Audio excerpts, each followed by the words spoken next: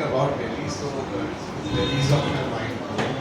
But yeah, so when we initiated this whole process, all the students were here, and I'm sure a lot of you were also here to participate in the discussions. तो काफ़ी discussion हुआ और उसके बाद we have reached this stage when they have completed the study. So these are very intensive studies which are done by looking at certain areas very carefully in depth and done over several days. So I'm really excited to hear about what the presentations will bring for us. Dehradun, as we all know, was always known as a city of grey hair and green hedges. Before it was sentenced to capital punishment in the year 2000. It was always a city where people came to retire and settle down. And Dehradun had a lot of gardens, Dehradun had a lot of beautiful canals and green spaces.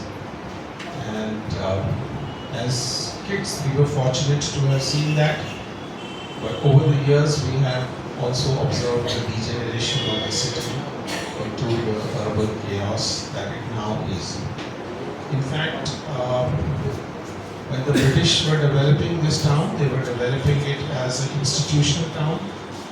There were bylaws in the municipality that places like Laata and Rajpur Road, you could only have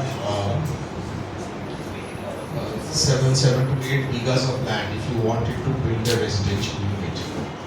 And each unit of land had to have at least 150 fruit-bearing trees, without which you couldn't build. So there were very strict regulations on driveways and gardens, and no boundary walls were allowed.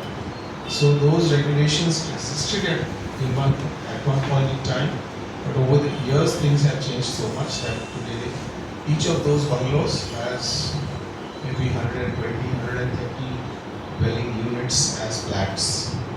So because of which we have a lot of chaos, especially related to traffic. So, and I think traffic is the biggest issue that hinders mobility of elderly people. And all over the world, cities are moving towards ideas of walkability. The city should be walkable for every resident. The city should be cyclable for everyone. But unfortunately, in our city, Dehradun, walking and cycling is becoming increasingly tough and dangerous, especially for the elderly, because there are no marked zebra crossings, so people cannot cross streets safely. There are no places to rest, there are no parks, no gardens, and even whatever little wilderness green spaces we have, they are being taken over for parking lots of all the things, either parking lots or shops and shanties. So let's hear what the students have developed. I believe they have looked at Vasant Vihar and they have looked at Rajpur. Maybe you can explain it a little bit and then we can start. Thank you very much for coming, and I'm looking forward to a lot of discussion and response from you guys as well. Thank you very much. Thank you, Dr. Rajesh, and thank you for having us here. Thanks to all the guests here for being present for the students' feedback. So I'll very briefly give you an idea how the talk started. So we've all been talking about elderly and how elderly needs to be taken care of in cities, and all these students are actually full-fledged architects. They are Master of Architecture students, so they are already architects, and they are aware of how sensitively to design. So taking in consideration their experience and their background, we thought we should take up this very sensitive project of looking at elderly. And because we are in Roorkee and Uttarakhand, and thanks to Dr. Lokesh giving us this opportunity. We thought we should be able to make some contribution within the state where we are in. So when we talk about elderly and design of elderly, usually we are talking a lot about how physical mobility is a question. We usually tend to miss out on the mental well-being of the elderly. So that is why we call the project Happy Streets for Elderly. So it's not only the physical well-being. Yes, we need to cross the streets very safely, that is true. But we also need to make them feel calm and happy and restored. And the atmosphere and the environment has to be something which keeps them happy and calm. So it's a comprehensive design proposal which looks into the social, the mental and the physical well-being of the elderly. And yeah, so just as some sample streets, we've taken 4 stretches in Dehradun. And to identify the streets, we had support from Dr. Lokesh Shori because he's, of course, Dehradun is his city. And he's been over so many years trying to preserve the city. So he knew what would be good streets to look at and to propose designs, and eventually, of course, we intend to make a contribution on the ground, hoping that we have all your feedback and the support. And yeah, that's very briefly it. And what we'll do is, stretch-wise, we'll have a little presentation of the design proposal. Followed by each of them, we can have a little feedback from you in terms of design, about the elderly and what they've done, and etc. But before we start, I would also like to thank Professor Tapan Chakravarti. He's from SBA Delhi. He's been with us as our guest professor at IIT Roorkee all through the studio this semester, even the last semester. So this is actually a series of projects which is going on with regard to what we call a restorative urban design series. So last year we had worked on streets for children. And even then, he was there with us, and that time also, Dr. Lokesh Shori was behind the whole game that was happening. So, I greatly thank Dr. Tapan Chakravarti, and if maybe we can hear 2 minutes from his side because he's way more experienced, maybe he'll give a little background and then I'll give it over to the students. Thank you. Thank you. Namaskar, everybody. So my name is Tapan Chakravarti and I'm qualified architect and urban designer. So I had the good opportunity to sometimes come to IIT, and being an urban designer, one is always thought about urban things like that. And when I was told that we will be this time looking at the elderly, I suddenly felt very involved because I retired in 2020. So I do fall into that category of elderly, and I know what it is like sometimes when my ankle is not really giving me the full support and I need to walk on the footpath, and you have these nice fantastic pavers where there are holes in the middle, and everybody believes that there will be rainwater going inside, but my heels and my toes also go and going. So many such things. There are numerous things. So as an urban designer, I always have that little worry that am I walking in cities? Any city. I was born and brought up in Delhi and Lucknow and Bhopal. I've lived in Delhi for now more than 45 years. Dehradun I've been coming and going. My wife was here for 3 years as Dean for Architecture Department in TIT. So the Rajpur Road and all these areas was something I used to keep visiting her every alternate weekend. And I've seen how Dehradun from before it was Uttarakhand, it was still part of the UP, what was there, and then suddenly when it has become a capital, what's going on. Every time I come to Dehradun, and I do come few months, interval, months, not years, every time I come, I see a couple of new cafes.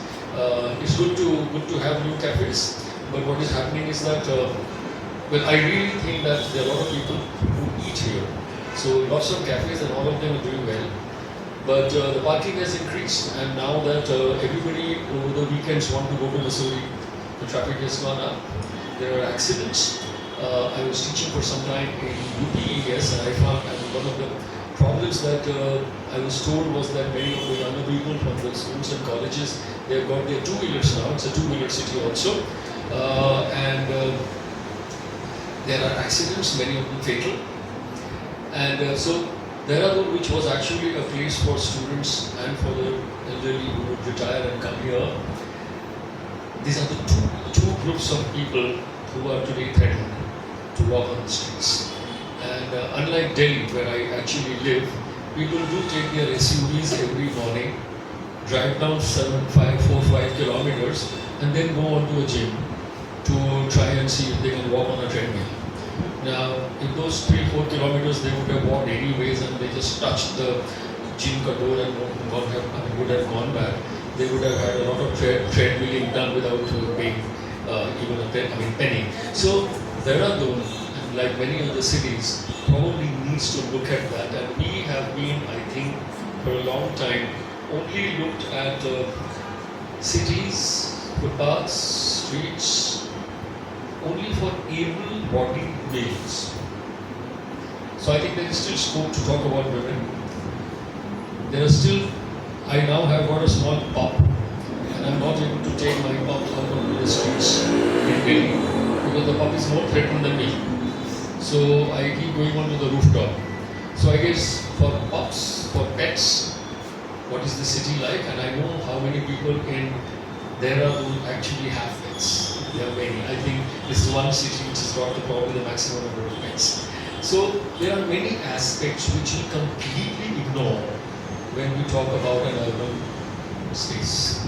So I think IIT is doing a great job, and Lokesh, whom I know for quite some years now, he is so passionate about the city and why should the city not be happy anymore. So with all of them combined, I think I'm highly obliged to all of them, and I feel privileged to be part of it. Thank you very much to be here. I have been a teacher for a long time. I think that the connection between the student and the citizen is probably the key.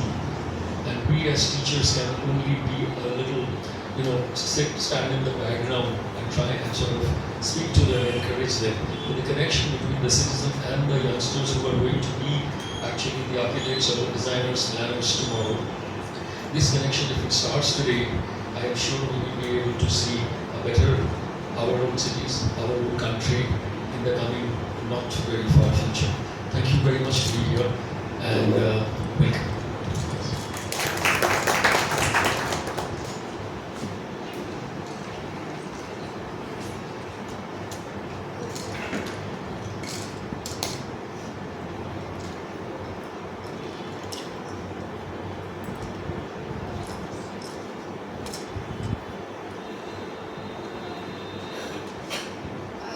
Good evening to one and all present here, and thank you for joining us. This is the Masters of Architecture students from first year from Department of Architecture and Planning, IIT Roorkee, under the guidance of Professor Navjeet Gaur, Professor Dehradun, and guest Professor Vasant, and with the immense support of Dr. Lokesh, without whom this project would not have happened, and he has been incredibly supportive throughout our studio exercise, and we've been very busy. So I'd like to start off by understanding the context of what we need. So the world is growing older, and as one of the defining megatrends of this century, the aging of our population is reshaping how we must think about our cities, not just in terms of infrastructure, but in how we nurture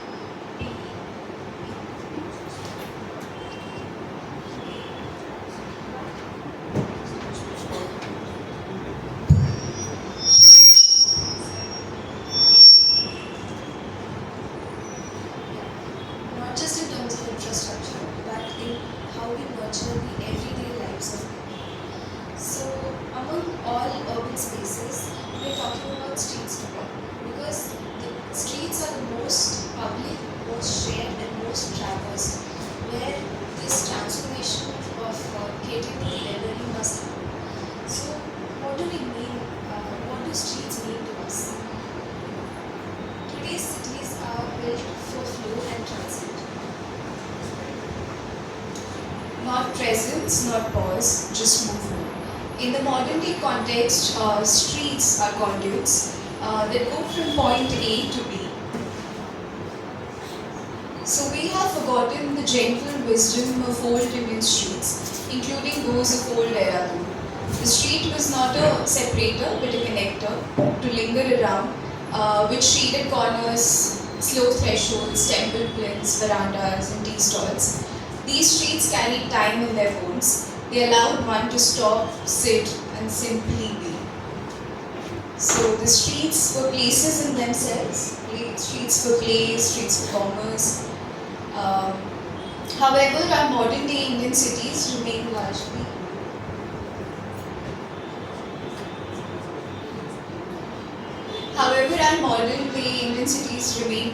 unaccommodating for elderly, pushing them to be at the margins of fast-paced, efficiently driven urban life. The studio challenges that norm by asking, can we design streets that let people age in place with comfort, safety, and joy? So, because this is where the role of urban design becomes powerful, it can reimagine the public realm as a space not just for movement but of meaning. While universal accessibility lays the foundation, it is not just enough. The urban design studio of us in 2025 focuses on exploring how streets often seen mainly as conduits of movement can be reimagined as inclusive public spaces that support well-being of senior citizens. What older citizens need are happy streets, spaces that go beyond functionality to embrace security, health, emotional, physical well-being, and of course, social connectedness. So this proposal invites us to return, not inward, but to reimagine our streets as not just as infrastructure, but as third spaces between home and the world where community can be nurtured. And these are environments that restore and uplift, places where aging is not just supported but celebrated, where the elderly can sit without hurry, engage without any noise, and feel a part of the city but not apart from it. So because a street, especially in a place like Dehradun, should be more than a stretch of just asphalt, we're trying to look into it. It should be a space to belong, to be, to just be. Yes, so we start off with our first stretch, which is of Vasant, Vihar. So let me introduce our team first. We are Vasant, we are Group 3, Running Set 3. So we are focusing on the stretch, one of the stretch in the Vasant we are pressing. So herself Ashya, myself Rahul, and herself Abhinaya. So talking about the Vasant Vihar, it's a framing housing society which was registered in 1996. The objective was to provide residential plots on each to class 1 gazetted officers. It's a self-finance, which has a society built, and there are like 200 acres and a total of 660 plots, which is like divided into phase 1 and phase 2. So this is the Vasant map. So the top part is the phase 1 and the bottom part is the phase 2, and we are taking a stretch near the part 3. So which connects the Vasant Community Center to the main FRA road. So we did a study on 12th Feb. So it was a 5-day study, and we just had an interaction with every person in the Vasant residence, and we also visited the society office, and we had an interaction with the chairman and president over there, and we prepared a questionnaire, and we had a really interactive session in the Vasant Community Club, and we collected few insights from the elderly women who were present over there, and we understood the overall context also. And we also did the surveying of the elderly pedestrians, and we also met the residents. It was a formal meeting which we conducted in the community center, and in the evening we talked in the cafe land. And this was the empirical work which we did on site, documentation and traffic analysis, empirical work, photographs, streets at night, and the reflections which we made. So this was the traffic count and the analysis which we did on the weekend and weekday basis of the pedestrians, the two-wheelers, three-wheelers, on what basis the movement is happening and everything. So So this is the context appraisal. We have like mapped various things in the color code. We have color coded different activities which is happening in the Vasant Vihar precinct. So this one is the blue denotes the community center, and the yellow denotes the park which is placed which is inside the Vasant Vihar, and few more activities we have mentioned. And talking about the mapping over here, we just mark the illumination mapping, noise, signages, etc.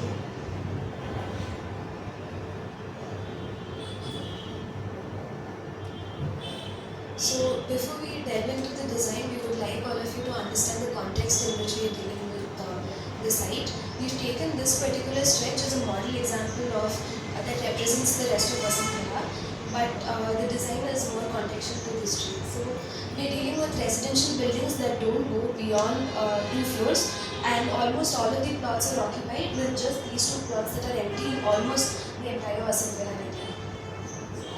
And all of the roads are well paved, and they have like a white green wedge on either side of the road.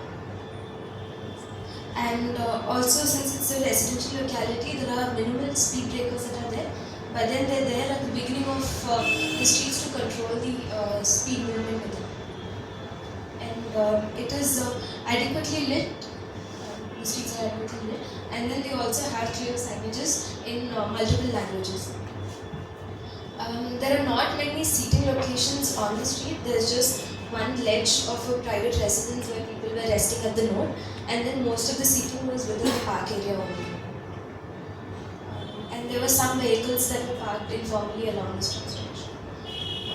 So there were no public CCTV cameras, but then since these were huge bungalows, they themselves had a lot of CCTVs that were facing the road. So this is the FRA road, and this is the road that connects, and there are large mansions that are there, and there's a sunset that's happening on this side. So in the evening when the elderly take a walk, then it's like a good nice view that is been framed down. And this is a road where there's a school on this side, so on the weekdays, somewhere around the morning 8 o'clock, and then somewhere around 2 o'clock in the afternoon, there's a lot of traffic movement because a lot of children are going. But otherwise, this is a completely residential locality with not much noise that is going on in the inner streets.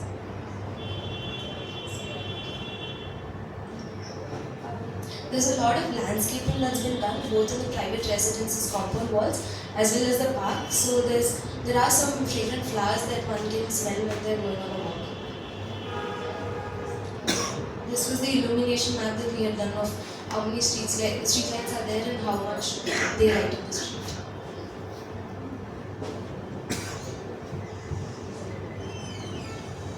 So talking about our precinct, we are working on 3 stretches. So the first one which connects to the FRI road is the West Road 3, and the second street which is Street 2, and the third street which connects the community center is the Lane 1 phase Panditwari.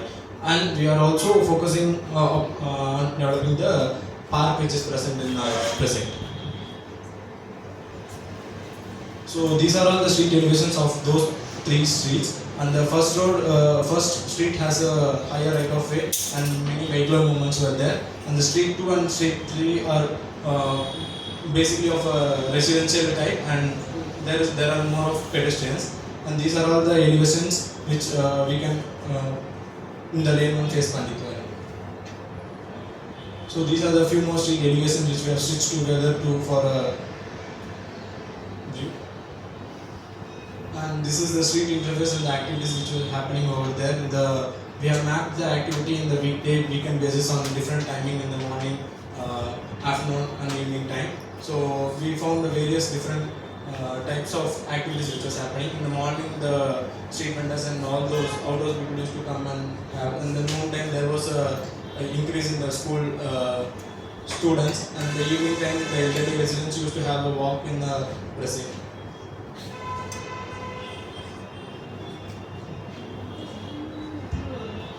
So this is the audit that we have tried to do. The goal is to evaluate quality of experience of using streetscape of Vasant Vihar for elderly residents, which contribute to their overall well-being, which we have talked about, social, physical and mental. So the key questions here with us are how accessible and safe are the streets for elderly here? Are there enough opportunities for social interaction? And does the environment support mental relaxation and engagement? So, according to the field observation interviews with elderly and surveys, we have tried to understand what are the parameters for evaluation that can be. So, those are walkability and accessibility, safety, security. We are going to go deep into it as we move further.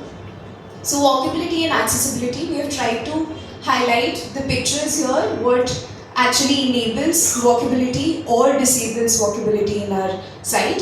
So these are certain other quotations that, as per our surveys and interviews with the elderly, they have tried to quote that when the footpath is too narrow, I have to move aside when someone comes in the opposite direction. It disrupts my walk and feels unfair. So these are the certain other color codings that we have done for spaces in green that support, the neutral spaces in orange, and the places which are not that supporting and needs improvement.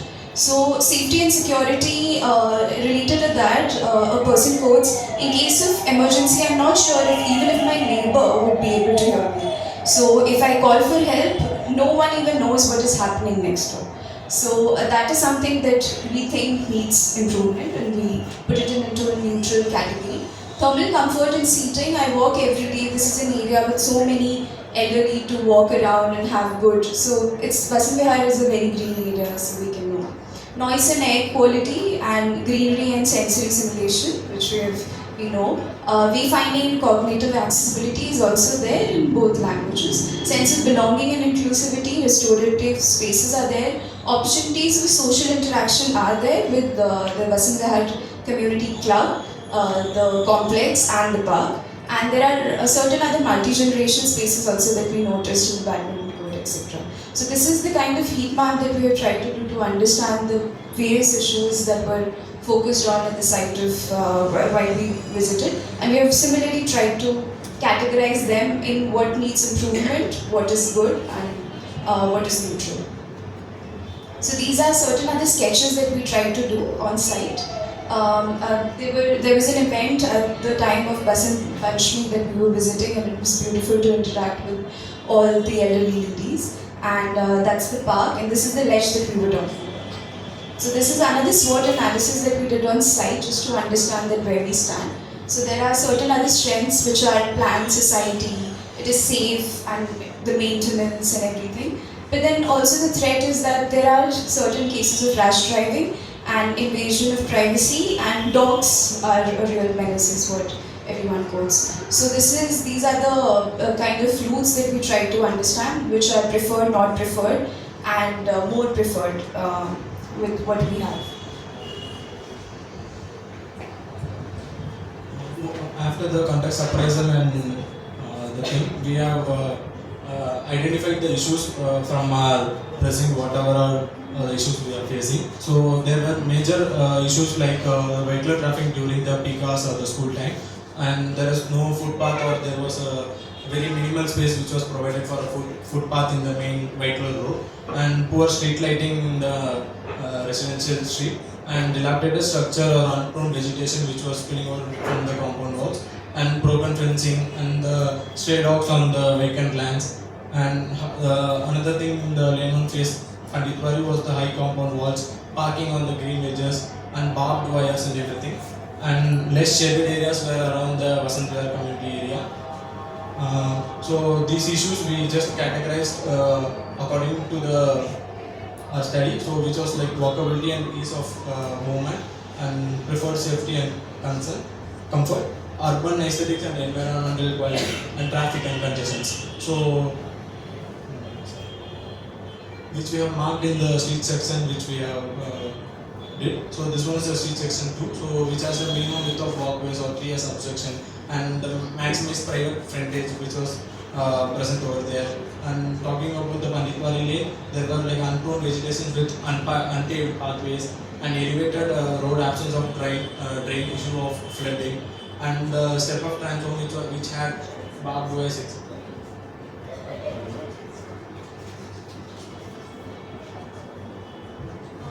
So from literature, audit, and our vision that we're going to share with you. So all of this, understanding the issues that come in with it, we understood what our goals can be, and those were shared in kind of understanding goals and objectives together hand in hand, and those helped us to understand and formulate our strategies, which helped us to make our structure plan. So For a residential locality like Vasant Vihar, where we have a lot of retired elderly residents, how do we design for the elderly? So one issue that we found there was that they were living in isolation because their kids are gone abroad, and they also don't interact a lot with the community members other than the community club events that were happening. So one key aspect that we wanted to focus on was to design streetscapes that inspire participation, where elderly members of the society lead an independent everyday life and embrace nostalgia. So we wanted to create safe, inclusive, vibrant streetscapes, encourage active aging, catalyze engagement and prevent the sense of isolation, and preserve the nostalgia that they were feeling about their olden days, and to enable a cohesive and supportive community. So we worked on a couple of strategies as to how we can incorporate these into design.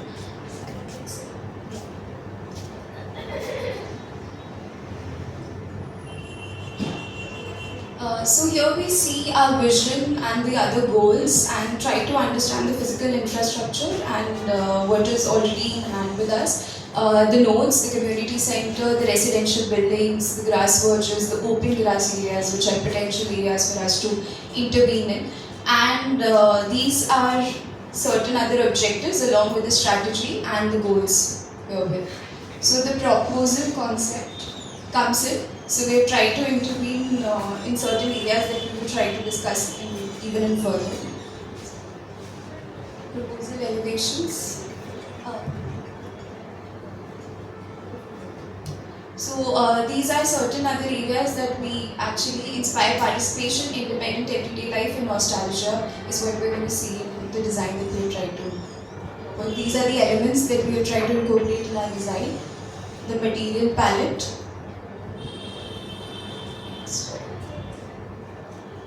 Yeah, the design proposal, we're going to discuss it in detail.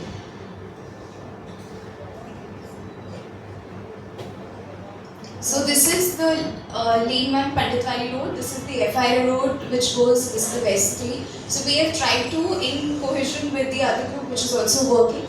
So the cycle track can go here because we see a lot of vehicular movement, also students passing in the half cycle, so it will be like more of inclusive in that way. And these are what we are trying to develop as pedestrian ways. This is a community garden that we try to incorporate in a vacant land, the park development, and a little few interventions in the community center along with the parking which comes here. So we're going to discuss, and certain other games that we're trying to create.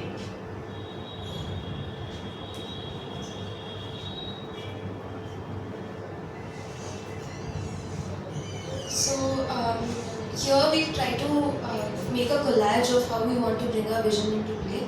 So we want Vasant Vihar to be a place to catch up with the neighbors, a place to walk freely where one feels safe, and then it should be nice to enjoy the park together, because we don't see that space being utilized because there are not enough equipments or any gathering areas. There are just a couple of benches that are spread across, and they also have a lot of a very strict walking routine in the mornings and the evenings. So we want them to have a walk to remember it, reconnect with old friends, and celebrate service anniversaries together perhaps. So in this, in Lane 1 phase Pandit Valley,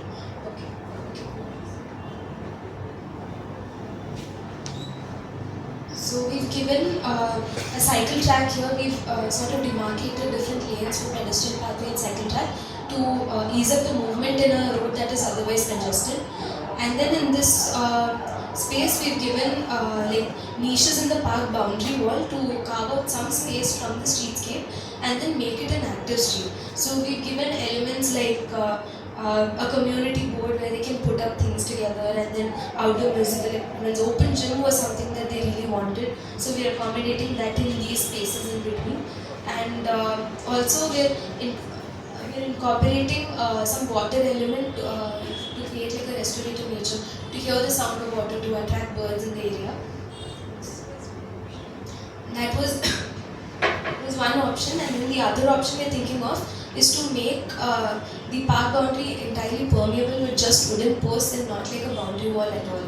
So that the park as a public space connects to the street as also a public space. It's a residential area which does not have much of a traffic movement, so it can be pedestrianized and given that importance for the elderly.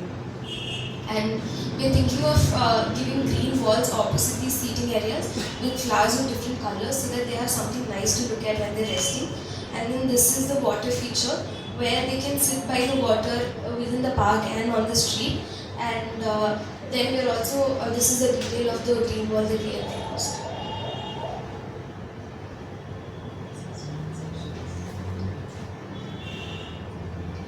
So these are certain views that we propose.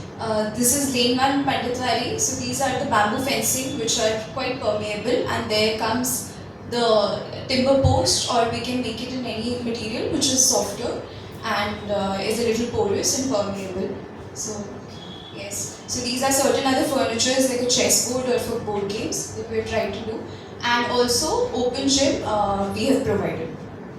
Green walls on the other side can be seen. These are certain sensory experiences that we have given here. And this kind of just to so this takes up the space of the park and not of the green bush, and we have kept it clean as per our remark earlier. Next. So this is the street 2 which connects from the West Road 3 and the Lane Panditwari, which we tried to create as a memory walk and also include arches, flower bed, footpath to actually go and touch and have a sensory expression, which we have done there. Yeah, so this is the junction. This is how we propose the Panditwari road, and that is the street 2. Coming to the parks, we have this community park plan. We have created storytelling corners. There are vegetated soils to keep dogs from entering into and jumping into these permeable walls. These are certain other entries that we have made to make the park more permeable. There's an event space that comes in between which has AI assisted interactive booths also, and which is completely shaded, so people can sit there. These are trellises which kind of connect the two streets. So these are sections which can talk about that. These are other details that we have formulated. So this is how an AI assisted booth would probably look like. This is the tensile structure with light poles at night can be. So these are intergenerational sitting spaces which we propose of different sizes and seating positions. And these are flower beds and pathways which will lead to, and this is how it goes in parabolic structure, so it kind of supports that movement. These are storytelling corners and gazebos in the back.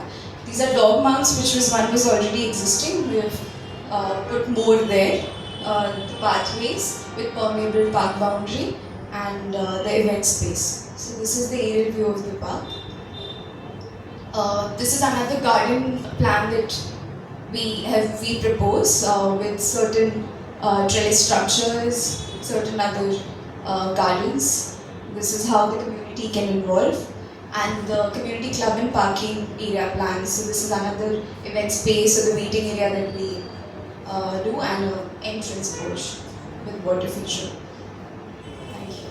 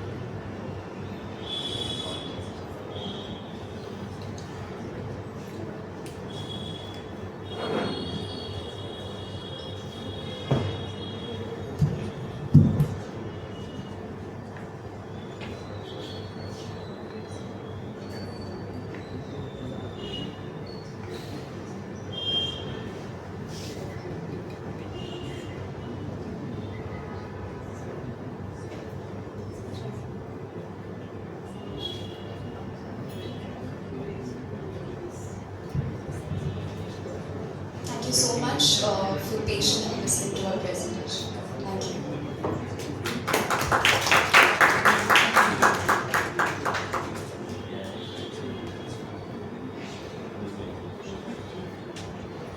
This is our stretch.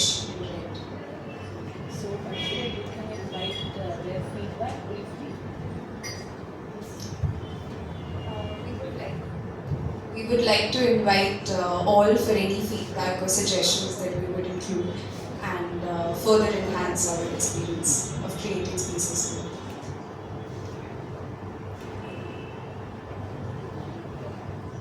Just observation, what you observe. During the school timings, in the morning and the afternoon, what were the noise levels on the streets? Just to get an idea, as to what was the feeling like if you're walking across.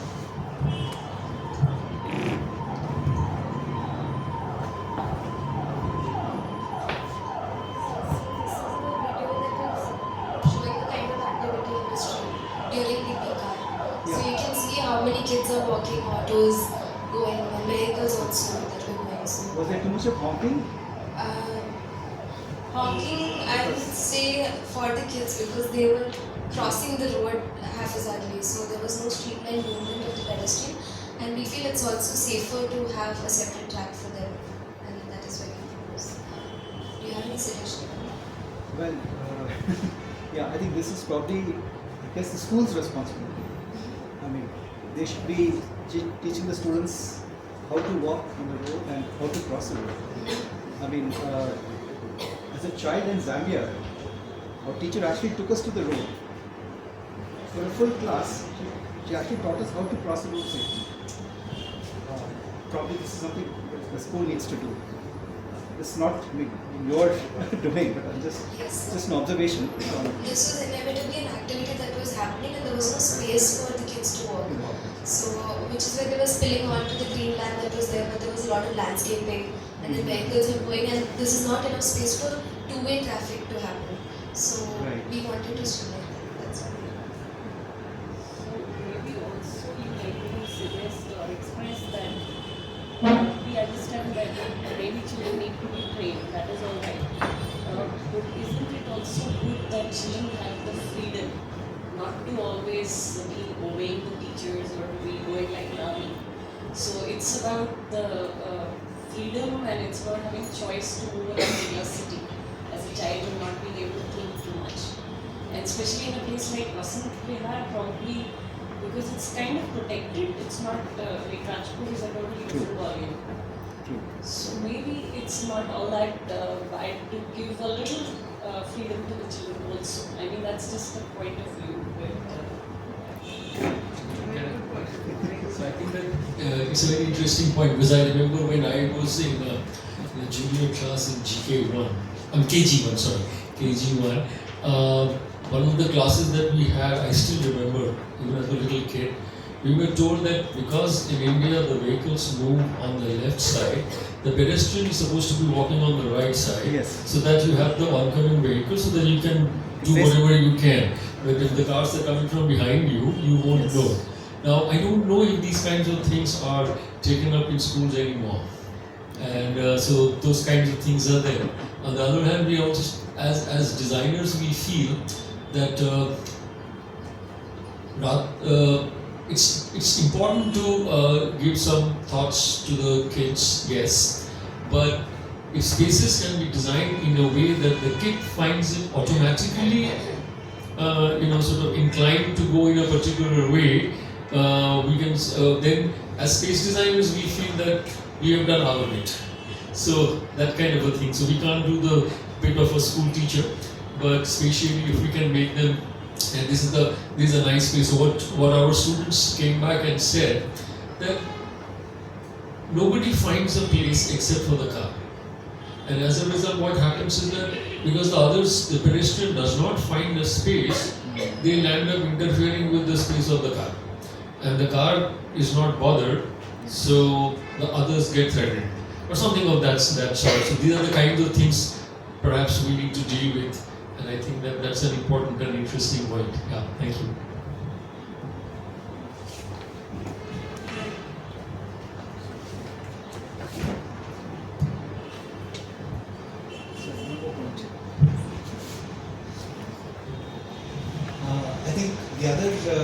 issue that you mentioned, I think, which is probably, it affects probably the entire city and probably the entire country, is the issue of stray dogs. Um, I mean, I myself have faced it long time back in Noida, so I know the danger myself. Of course, this is not part of your project, I can understand. So this is something that needs to be taken up on priority also, because there have been many cases of mauling of especially the elderly. I mean, they're literally defenseless. A pack of stray dogs attack them. So I think, but yeah, I don't know. This is a solution which probably is at the Supreme Court. I think they need to take a call. It's not in our hands. But yeah, you can only do so much, I guess, in a urban design. I know. It's not. It's beyond your control. You're right, I bought a walking stick now. More for the dogs than for my walking. Yes, so in our design proposal, actually we had considered that. So if you had noticed, we also mapped the walking routes of the residents. And then in our observation, we saw in that one particular road, there were a lot of stray dogs because somebody was taking care of them. And then they were also placing food in newspapers, and it was sort of like a messy visual scene. And so we tried to give like a permeable entrance from the street into the park, so that their entire walking loop is sort of like redirected into the park, and they avoid the area with the community dogs because they are going to be there. We cannot keep them out. So in a sort of empathetic way, I would say. And we also provided dog feeders in that area so that the visual clutter is also sort of reduced. And one more issue would be that when you're taking up pet dogs, this community dogs might be a problem, which is why we give dog mounts within the park so that the dogs have a place in a secure area to play freely. We tried to cater to that, not sure. Actually, Abhinay, I'm also not very sure what exactly does a dog mount do?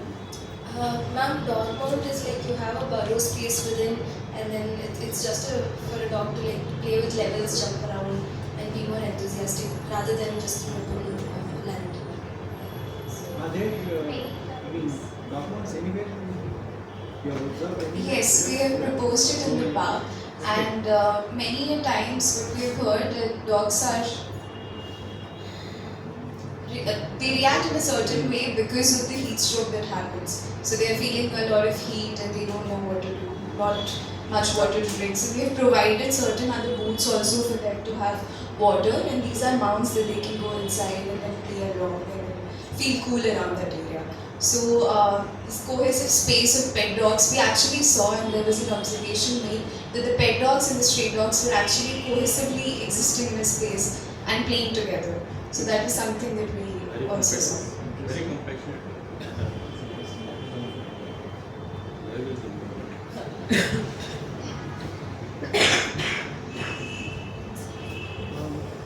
Sorry.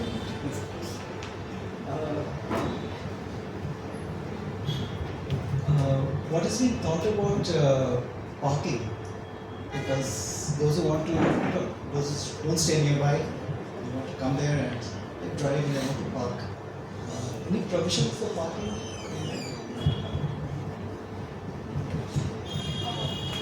So there's already a proposal of and people park there, but we don't usually see a lot of parking in that area. That's why we just with the whenever there's an event, there's already a designated parking here. But we saw that there were other ways to use that space as well. So the outhouse kids were actually playing along. It was a very nice thing to see as well. So we have provided a little shaded area so that we do not take up the entire space of parking, but we have the designated parking we've tried to do. So it's a complete concrete, so we would try to play along with grass pavers and make it more permeable to actually retain water also. So another sustainable way, but also parking is there.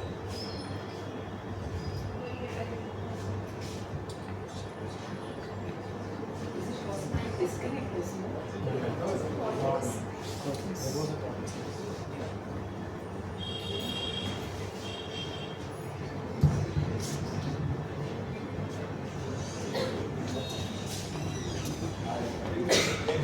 Please come here.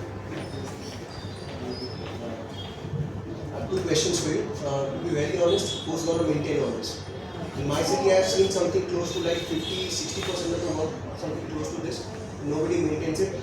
Cycling tracks are really horrible, and if you are going in the night, good chances you will fall down somewhere. And I've seen elderly getting tripped. Now the question apart from this, you have made sitting spaces, but I don't see how they can get up. Ideally for people who are older, I have seen, in fact I had surgeries in my youth, it's very difficult to get up once you are injured. And females usually with passing age, they have lesser bone density. They have lesser strength to actually get up, like Sir said. We are just talking about males who are fit. What about females? And I also want to know, what is the age group you are catering to? Is it 60 to 70 or maybe people in their 80s who can actually work? So there are three categories of elderly.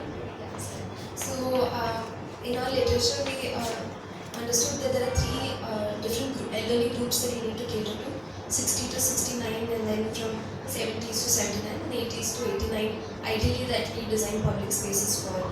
And in the design that we have proposed, as you rightly noticed, there are some benches without backrest, but that is also to give people a choice because we feel a lot of people in their 60s are also still active and they don't want to be treated like they can't help themselves. So there are choices that people can make whether to sit together or to sit alone, whether they want support or not, and there are a lot of options that we have given.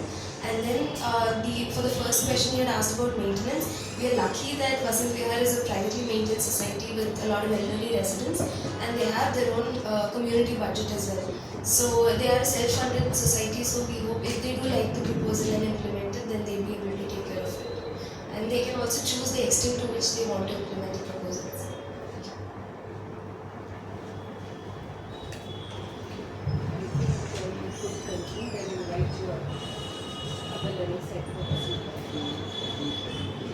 Thank you so much for the lovely feedback and suggestion. It was a lovely discussion and we will definitely incorporate all of your comments into this and work further. We would like to invite the other learning set of Vasant Vihar who have catered to the other stretch of Vasant Vihar. So we would try to have a cohesive understanding of the entire stretch. Thank you so much.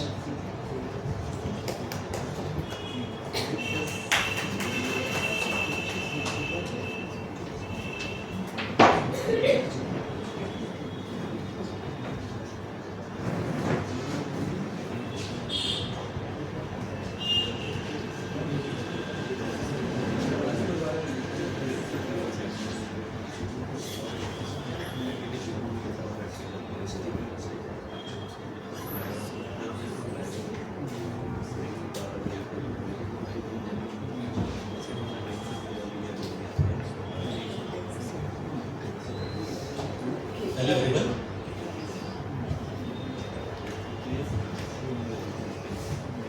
Sorry, I'm just interrupting the students a bit because I just like to say one or two things about these selected streets that we have. Is it not on? It's on, we can hear you.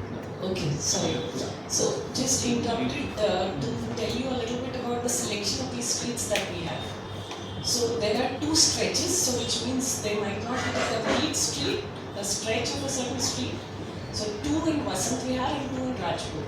But they've been selected by this idea that those could be possibly, plausibly replicated if required. So there is one street which leads to a market area in Vasant Vihar.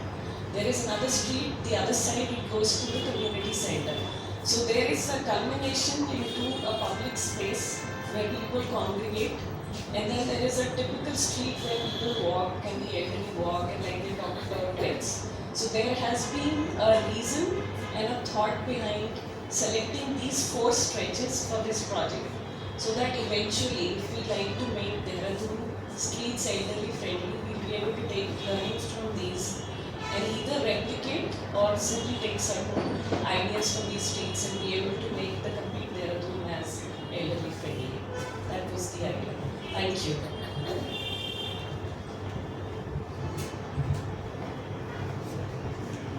Hello everyone. Myself Vinesh Laata and with me here is Mani Pocket and Shruti Ketu. We are the learning set SBV4. We are working on the sketch of the Vasant Vihar area. So You can show which stretch it is.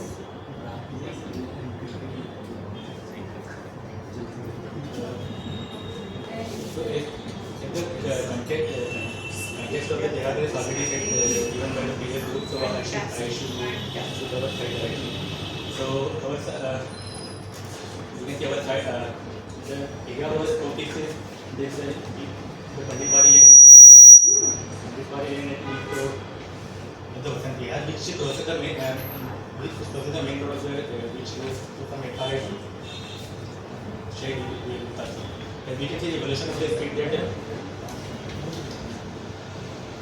we can see the evolution of the street as well as the in 2013 there was a street only, in 2016 was added to the main road which is from M.Arch to shade and in 2020 internal gate was introduced, and in 2024 the shopping complex is very open area.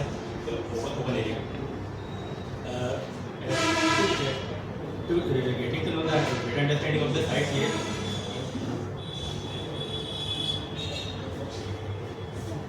To get a better understanding of the area, we have done the site visit, and we directly observed. We have spent some time in the street to get a first-hand experience of the street, and during the visit we have made some observations. We have done some interaction with the workers and other people there. We have taken some questions and surveys, and the very next day we have undertaken interactive session with the residents,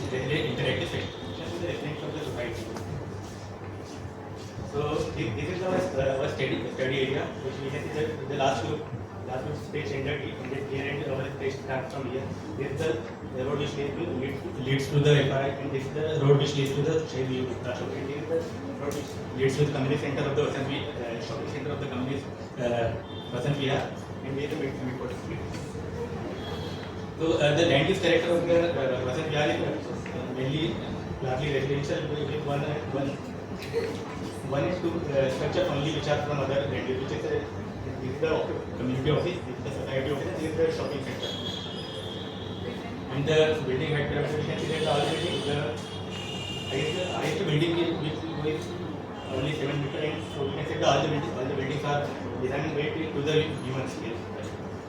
This you can see in the elevation of the structure here.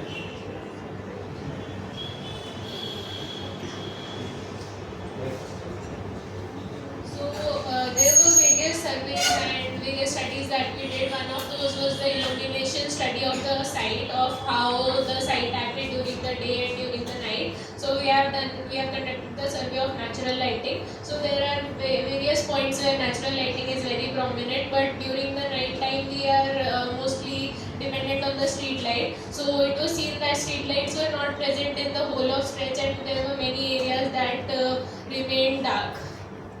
And then when we talk about pause points and how people move forward and what trail they take and what path they follow for their walking, so we saw that there were various pause points, and some were for the smaller duration and some were for the longer duration. The ones which were longer duration were only prominently two, and this was majorly because of the seating area that was present over here, and there were only 2 benches that were present in the whole precinct. So that was a very major observation that we made. And this is the section showing how the undulation of our site is. So if we are walking on the road, you can see that the site is being undulated towards the edge of the boundary, and usually rainwater gets collected over there. And then we have the sensory mapping. So there were various times of the days when we measured the decibel levels of the area. So there was only the major node had above 60 decibels. That was also during the afternoon time when the school buses came in and people were coming in more. And mostly it was a very quiet area, below 40 decibels in the residential area. And in the shopping complex area, people used to come and sit there and play games, like informal games like cards, and workers would sit there. So there was a little bit of noise, but that is good for people. So, and then we have the olfactory mapping. So for olfactory as well, we measured the pleasantness of what we have. So some areas had good flowering plants, those were pleasant, those were strongly pleasant, and then some areas had a lower presence of flowers and trees, so those were mildly pleasant. And this is the sitting area that I was talking about. This is in front of the, as you can see over here, this is in front of the community center office. So basically, we also observed that one of the benches that was present in the main road of FRI to which is Gupta Chowk, one of those benches was stolen, and this was the only bench that was secured. And the reason for that security was the presence of the office of the community over there. So as I talked about the physical infrastructure, as I mentioned in my last sentence as well, this seating still remains intact, and the other seating is also there, but there was another seating over there that got stolen. And then there are various signages, but at the road, at the junction, there are too many signages and people get confused as to where they have to go. And speed breakers are of two types.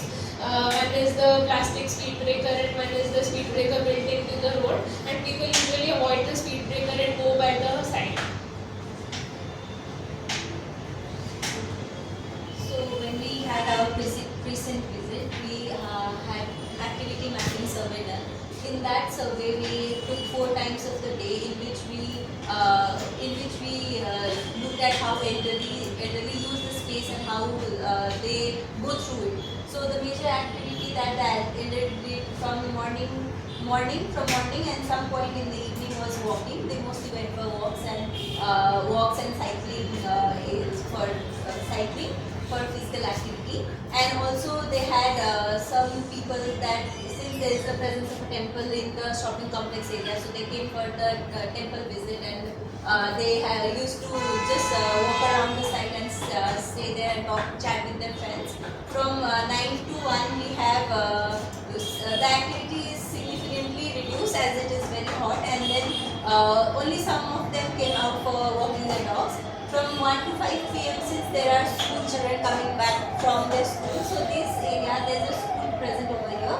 So this whole stretch is full of children and they are there in the day. And then when we move towards the evening, the elderly people again come for walks, and there are only some activities that are seen. Since after 7 we couldn't see so many people that came for the walks of physical activity.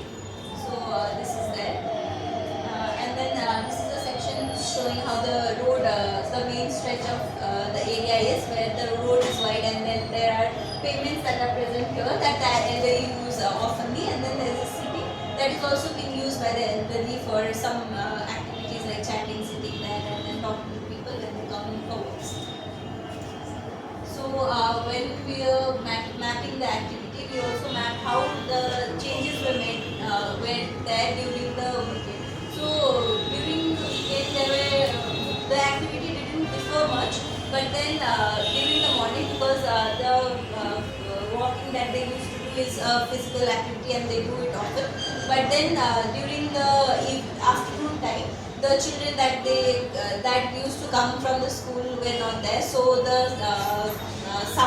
sound feature that we talked about earlier was seen missing during the weekend. So according to all this survey that we took, and then we had a audit that we conducted through a audit parameter, and also the questionnaires that we prepared. So according to that, we had various divisions that we did, which was wayfinding, obstructions that they see, street furniture's presence or not, and the crossings and intersections that were there, which was very important for the elderly. And also there is like lighting and social and emotional well-being parameters that were there. So according to all this observation, we have a total score of 22, that is very below average in ranking. So we have tried to increase it through our proposal. For the SWOT analysis of the area, so the strength, since the precinct is a calm area with ample green, and there are also some pavements that are present, that are absent in many neighborhoods in Dehradun. So the strengths are there. The weakness is not having proper resting spaces and interaction spaces as a major concern. An opportunity is the amount of green spaces and welcoming places that they have, and then rash driving and inadaptability to disabled is one of the threats that we find. For the issue, we have categorized our site into 4 major parts. The first being the West Road. So in the West Road, we have seen that there are houses with much of a buffer space between the road and the boundary, but then it is not properly utilized and not well. And then there are also pathways that are present, but the width of it is not enough for us to walk, and then the surface is very unregulated. So the vegetation presence is a very good potential that we have identified in the area, while in the main junctions we have observed that the seating is not there present, and then there is traffic that is flowing which disturbs the amenity, and then the harmony between the road and the house is missing. For the third stage, we have the East Road. So in the East Road, we have seen that the canopy that was present, it obstructs the view. There is like cluttering of signages that is there, and then stray animals that causes threat to the people, and then the lack of maintenance that of the front garden is a major issue.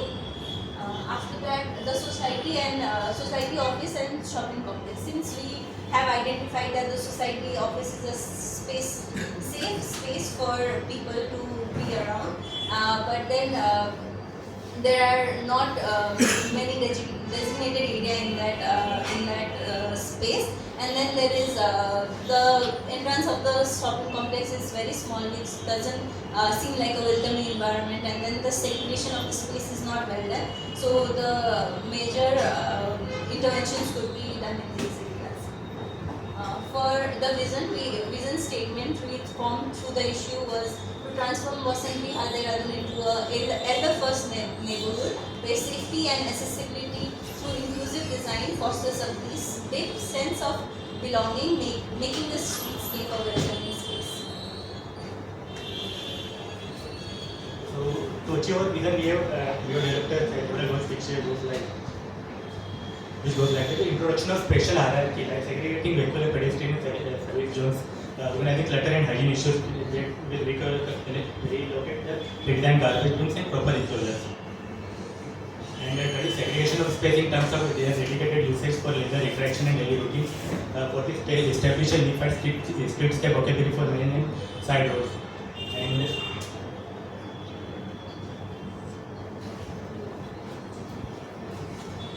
to the redesign of shopping complex for into people-oriented civic space.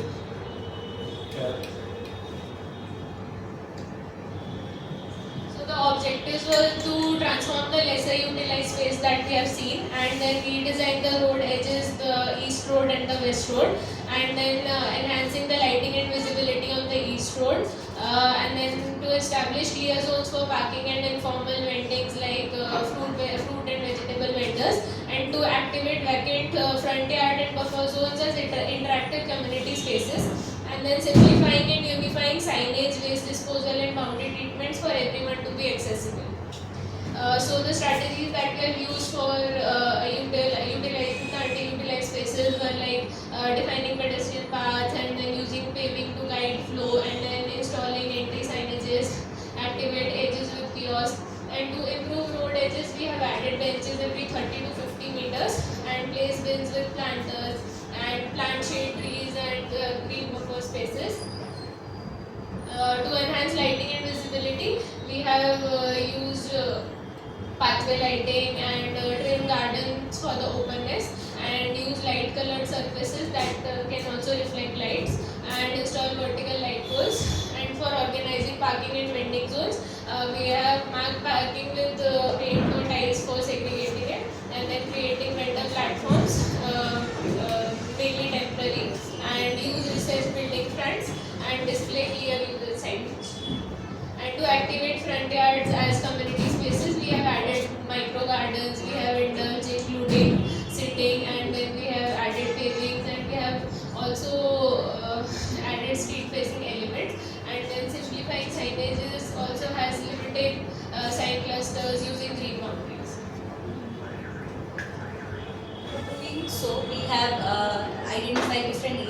which our strategies could be implemented. So to enhance the safety and all, we have added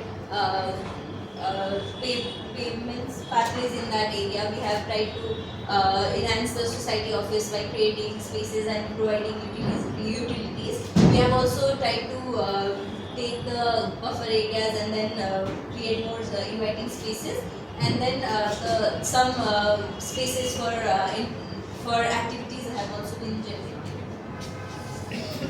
For the concept of our stretch, we have first started with the issue, and then we determined the spaces that we could divide, and then further elaborate on it. And then we have divided it into 4 zones based on the issues, and then these are the most we have prioritized it according to how much of the zones are utilized by people. So the moderately utilized zones and highly utilized, but then highly utilized zones. But then there is also society office and the shopping area, which has very much high potential, but it is underutilized. So for the concept line, we have formulated from ancient mountains to timeless lives. So we have we have tried to create a culturally rooted, tech-enabled, elder-friendly street experience in our precinct.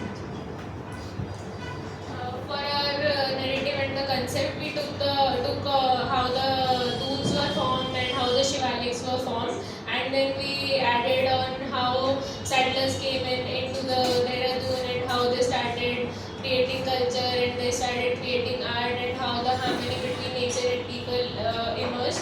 So in various phases we have tried to tell the story, and we have tried to relate it with an urban experience that we'll tell you through the plan.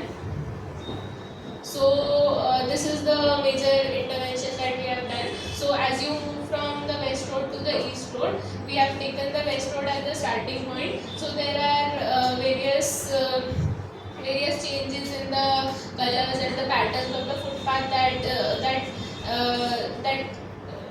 that tries to tell you how the dunes were formed and how like it is the formation of the dunes. It is a visual representation of formation of dunes. And as you move forward, you have a gallery space where you can see visual pictures, and it is available in braille as well of how the Dehradun was formed. And then when you move further forward, we have provided some accessibility features, and we have provided some amenities such as the cycle stands and information kiosk, the tech-enabled information kiosk. And then we have developed the major node, but for the major node we took the icon art into consideration, and we have used that icon art as a symbol of representation.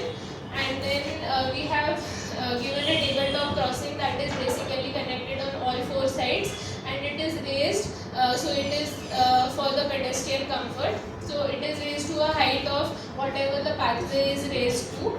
And when you are moving from here and you are in a vehicle, and when you are moving from here you are in a vehicle, to tell you that there is a tabletop crossing coming forward, we have tried demarcating it through some gradual color changes into the road that can tell you that there is something different that is coming up, that is for the benefit of the vehicular and both pedestrian safety. And as you move towards the east road, you see some interactive spaces such as chessboards, and then some open gyms.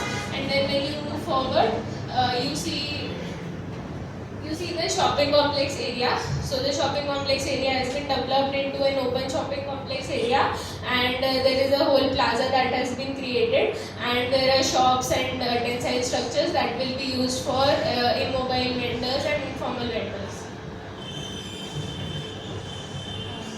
So in here we have tried to explain how we have improved on the fixing. So these areas, as Shruti explained, we have tried to take colors and then represent how the dunes were formed and how the shivaliks, the sedimentation took place. And then there is a interactive zone with seatings, and then there is a storytelling wall that has been provided to talk about the storyline that is going on. And then we have a seat. As we said, that we have placed seatings on various areas that was missing there. So here we have also provided a sitting area along with cycle parking stations and kiosks. and then then comes the junction that is explaining about the art and how we could create a local identity of the space through art. And then after that we have various interactive spaces and seating spaces for the with different styles and different kind of materials, so that people when they come there they have different variations in which they can sit. So they can either they can be of a group seating, or they can people if people prefer they can be of individual seating. So all those things. And then we have also tried to create an accessible route for the houses. So where there are entrances to the houses, so the pathway that we create has a duration. So there is a coming up and going down thing. So the elderly, when they walk, they face a problem when you do that. So we have tried to cater to that through ramps and creating curved paths and all those spaces. So when we come to the society office, as we said, this is a safe space that we found to be. So we have we have added VR augmented reality booths for people to experience the story through those spaces. And then the plaza that comes into picture hosts various functions, and then it is also kind of a spill out space for the temple that is present there.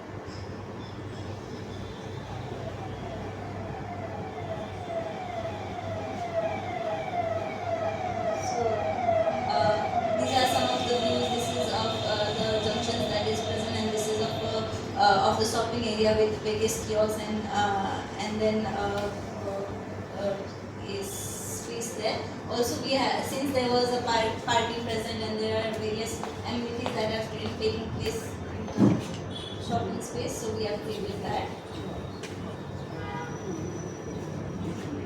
So these are some of the views showing the cycle stand and then seating spaces, and then our party that has been featured. And then there are arts that are present in the pathways as well. We would like to show you the work.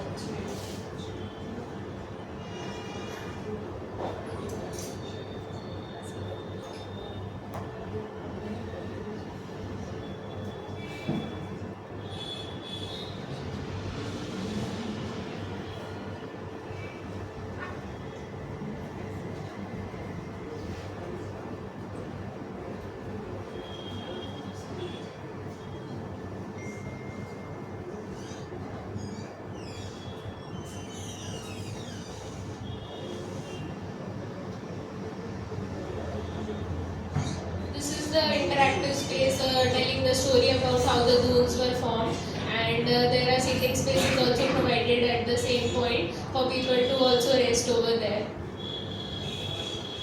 As we move forward, the pathway also has an introduction to the icon art patterns.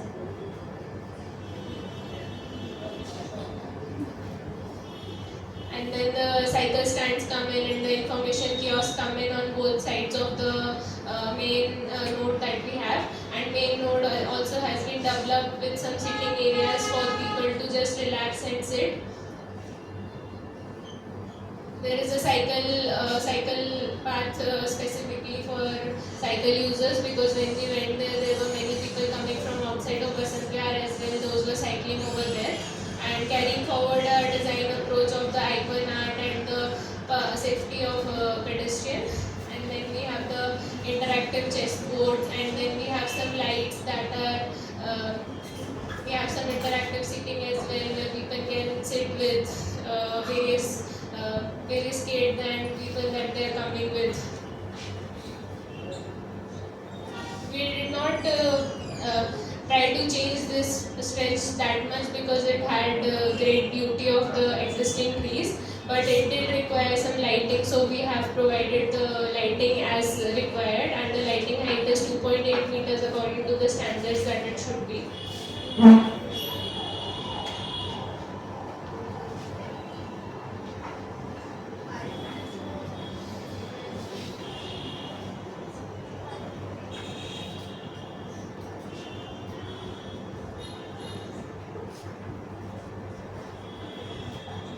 As we move towards the shopping complex initially had a very narrow entrance to it, and the shopping complex did not have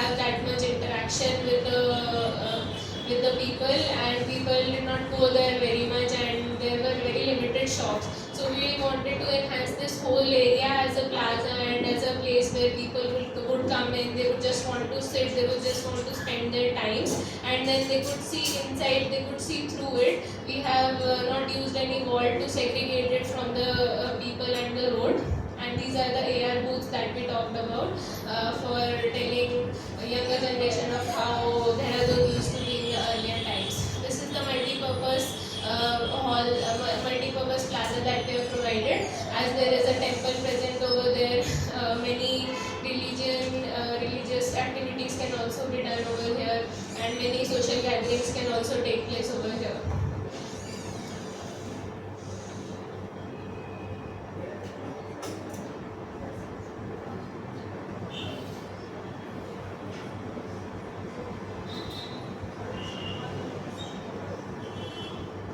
Thank you.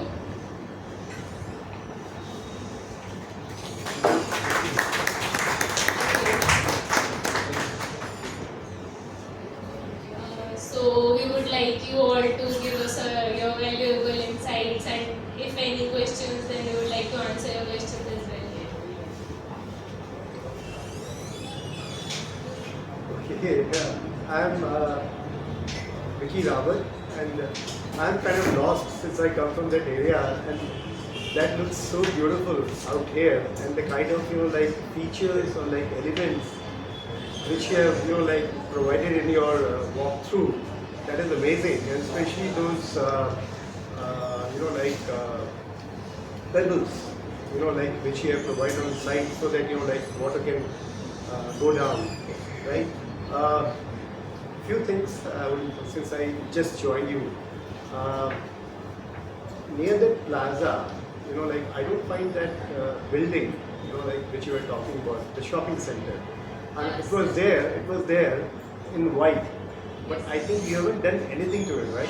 So we have kept the shopping center as it is, but we have given some temporal spaces, some temporal tensile spaces where informal vendors can come in, like vegetable vendors, where they would come in the morning and they would take their shop in the night. Like we have in Connaught Place, we see people sitting there, and we think that it is informal, but it is actually they are allowed by the government to do that as well, because it is a part of the public space. So we have tried to integrate that in terms of tensile structures. Okay, and do you think so that in a place like Dehradun, which gets a lot of rainfall, are tensile structures going to work? Yes, we thought about that as well. So the tensile structures slope is going inside the water body that you just saw. Because there's a lot of moisture in the air. Yes, sir. That is the point. Yeah. Is it there is a point about public utility.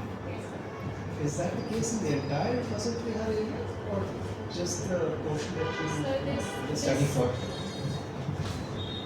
So this stretch that we had, so the only drinking water point and the only public washroom facility that was available, even for the workers working over there, was available in the shopping complex only.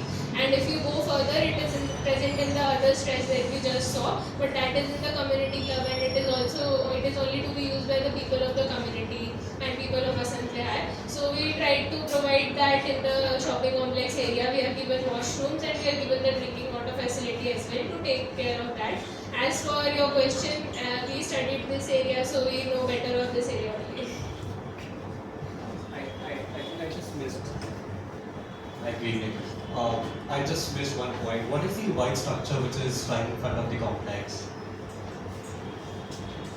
It is a multi-purpose plaza. Since there is a temple already present over there, that multi-purpose plaza can be used by the people of Vasant Vihar and people coming from outside to celebrate various gatherings. It is a I can say flexible structure. It can be used as a exhibition gallery. It can be used as a place to just have some garba night or something like that, just to have fun. It is a flexible multi-purpose space. And what is it made of? It is made of tensile only, tensile structure that we were mentioning, but the inspiration came from the icon art patterns. So the plan is from the icon art. And is it open? It is open. It is open from all sides. You can access it from all sides. And between the verticals of whatever is present, there is a difference of 2500 mm.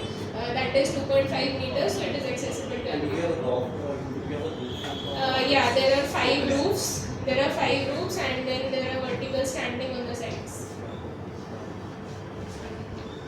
And what are we doing with the street dogs here? For the street. So I had a very concern about the street dogs. For the street dogs, yeah, we have given some feeding points because we would not like to eliminate them. We would like to just, we would just like to,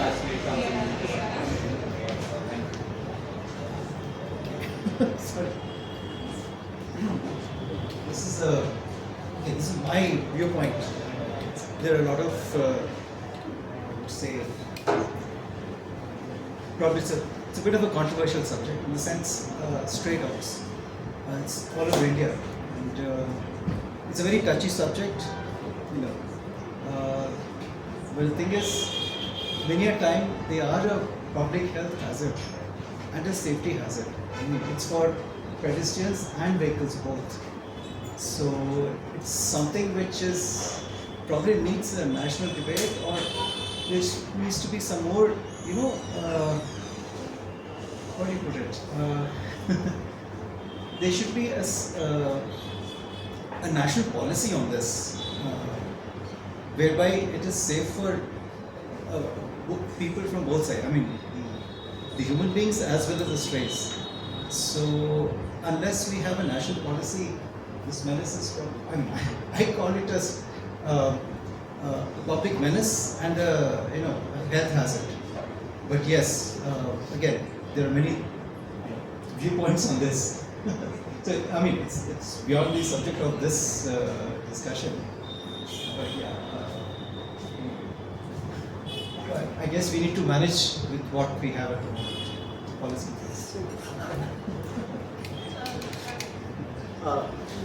Just one question. The spaces, like the pedestrian spaces, the street furniture, you know, like which you have, you know, like planned out. Are these disabled friendly spaces or like? Sorry, what friendly? Disabled friendly. Yes, sir. So the pavements and the pathways that we have planned. So we have tried to, we have added tactile pavers in them. Also, we have taken care of how the curb ramps would be and how much slope is really required for disabled wheelchair users to access the space and all these things. We have tried to incorporate it with it. And also the plaza that we have designed is accessed through a ramp or a slope. So there are provisions that have been provided. I had a question that the last group also mentioned in their audit that there are many elderly whose kids are not living with them, or they have that problem that if something happens to them, then the neighbor would even not know. So while the elderly are accessing the streets, do you have any provision for their safety and security there? So ma'am, actually there is a security and safety booth that was already present over there. We have not removed it, we have shifted it to some other part of the road, and the information kiosks that we have provided, those are enough to provide with information about helpline numbers, and then when we move forward, this open space, the biggest open space that we have, the purpose of creating this open space was to make elderly feel more comfortable coming out. Since they have no interaction with people outside, they think that if something happens to us, nobody might come and help us. So with this thing that we have tried to do, I think that people will interact and people will become more empathetic towards someone and help each other. So, if you allow me to add to what they're saying, so you are asking them a very direct point, very helpful, that how do they get help if something goes wrong? So what they are approaching it through is social congregation. So what they're saying is they feel isolated because they don't get to interact or they don't feel safe interacting. So they're doing it through their design of spaces where people begin to feel like going out. meeting people and then emotionally, psychologically beginning to feel better. So that was the And that's the were entire idea of the space. It's designed that way. But yeah, your point also is completely valid. Thank you. Any more questions? Yes, sir. So, yeah, great presentation. But when I look at the walkthrough, I see a lot of paper tiles. You know, when you design, and as architects, I think because when I look at presentations made by architects to the administration, to the MBDA, the development party, everywhere people are using paper tiles, which do not allow the water to seep through. And I also see an absence of trees. So Dehradun, the trees grow very, very fast, and we have lost a lot of our magnificent trees. So I think we should minimize the use of paper tiles even when you are creating open spaces. Let the floor breathe. Let the floor breathe. Sir, when we went to Vasant Vihar, I remember very fondly. We were talking to him only, he is an architect, so he told us that when that pathway was being constructed, everyone was telling paver tiles, and he was the only person saying that it should be concrete. And that is what we have taken forward. The paver tiles that you are talking about, it is there in the render, but in the plan, if you see, it is just concrete, and the tactile paving is present in the center of the pathway. And then we have Get rid the of concrete also. No, you are making it worse. Yeah, If you I never make said it concrete. concrete, then it's Never worse. said concrete. He's Yeah. talking about let it breathe. Let him, yeah. That's why. All the excessive rain. Dehradun has a very, very, we have a very heavy monsoon. Lots of rain. So the soil needs to absorb the water. So, but I think that can be, like, whatever you are saying is correct, but if we take it in terms of wheelchair accessible people and people with canes, they have some issues with those tiles. But you have provided pebbles on the sides in your design, if you see the walkthrough. Yes, sir. So you can explain that to him.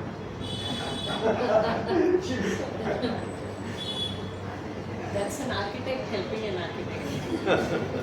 Thank you, sir. Architects love to use these new materials. That is what I'm trying to say, that there is a tendency to excessively use these new materials which are coming in, and we are just copying the West. We have to develop an indigenous vocabulary for our space. Sure, sir.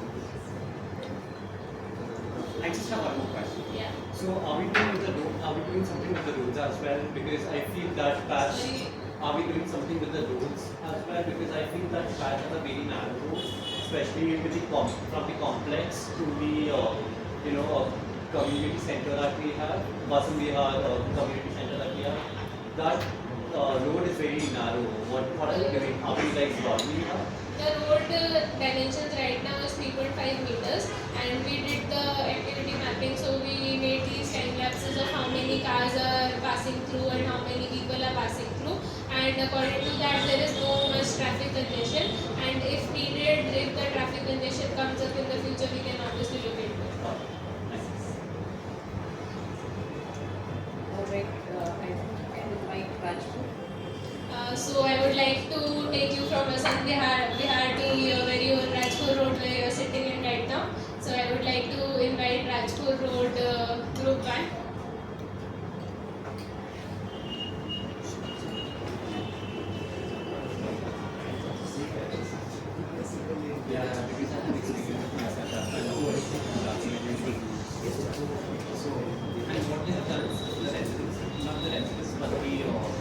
They have barrels there around the roads just to control the traffic and the movement, the speed. So they have done that also. So if somebody is coming from here, they have a barrel. So I have to little stop so that the other vehicle can. That's the yeah, that's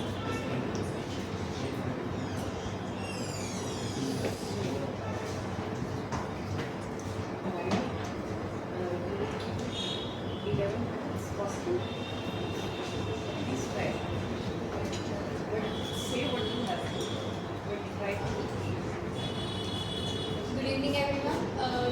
set 1 from Rajpur Road. So I would like to introduce our site.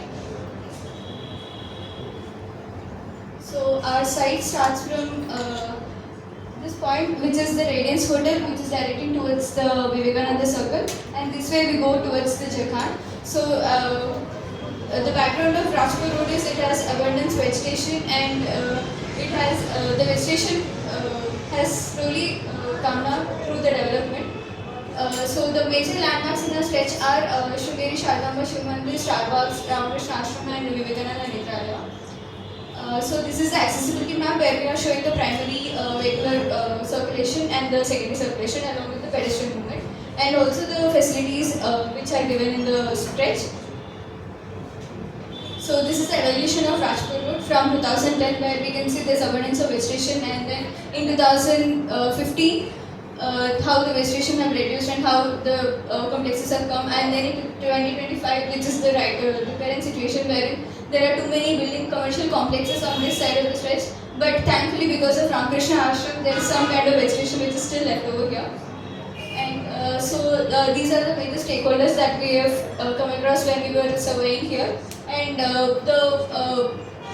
the age groups or the people that we have met vary from elders to small children, because there's a school over there, and also there are monks because down the lane towards when we go towards Japan there's a monastery, and all the elderly people that we have seen are usually visit the stretch around 4:30 till 6, and then in the evening from 4:30 to 6. And this is the process of how we have gathered the information from day 1 till day 9. And what views we have got from them and the observations that we had. So based on that, we have analyzed, we have studied some urban layers which will help us design it better. So this is the building typology, and the stretch has a varied building typology which includes commercial stretch, residential, mixed use typology, religious typology, and some construction sites are also happening, some hospitality typology is also there. And coming to the building heights, so the building heights vary from ground floor till G+5 structures, because there are commercial complexes on the east side of the stretch.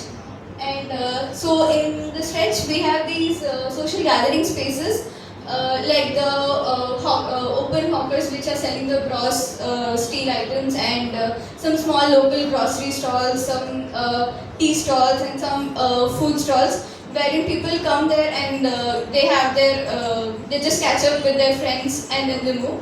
But then they're very but then they are just limiting to one social state of people. And we have also studied the illumination of the stretch. So because it is a drastic difference in the night. So since the commercial stretches all over here, the luminance is very high compared to the luminance on the eastern side, that is the Ramakrishna Ashram, and you can see the difference through the pictures. And there are some dark spots in between the stretches, which is very risky. So coming to the physical infrastructure, so there are some seating spaces which the government has provided, but then they are placed just because for the sake of placing, and they are very uncomfortable for the users to be using. And you can see in the pictures that users clearly it is supposed to be they were supposed to be seated inwards and talking to their peers, but then most of them are found sitting outwards looking at the street. And in the bottom picture you can see the seating is placed right next to the tree, and there are some construction materials which are just put over there, and it's not at all accessible for the users to see. So we have also mapped the noise level. So since it is near to the junction that is near the Vivekananda Circle, that is the highest noise, that has the high noise levels. And over the stretch we have a variation of moderate and low noise levels.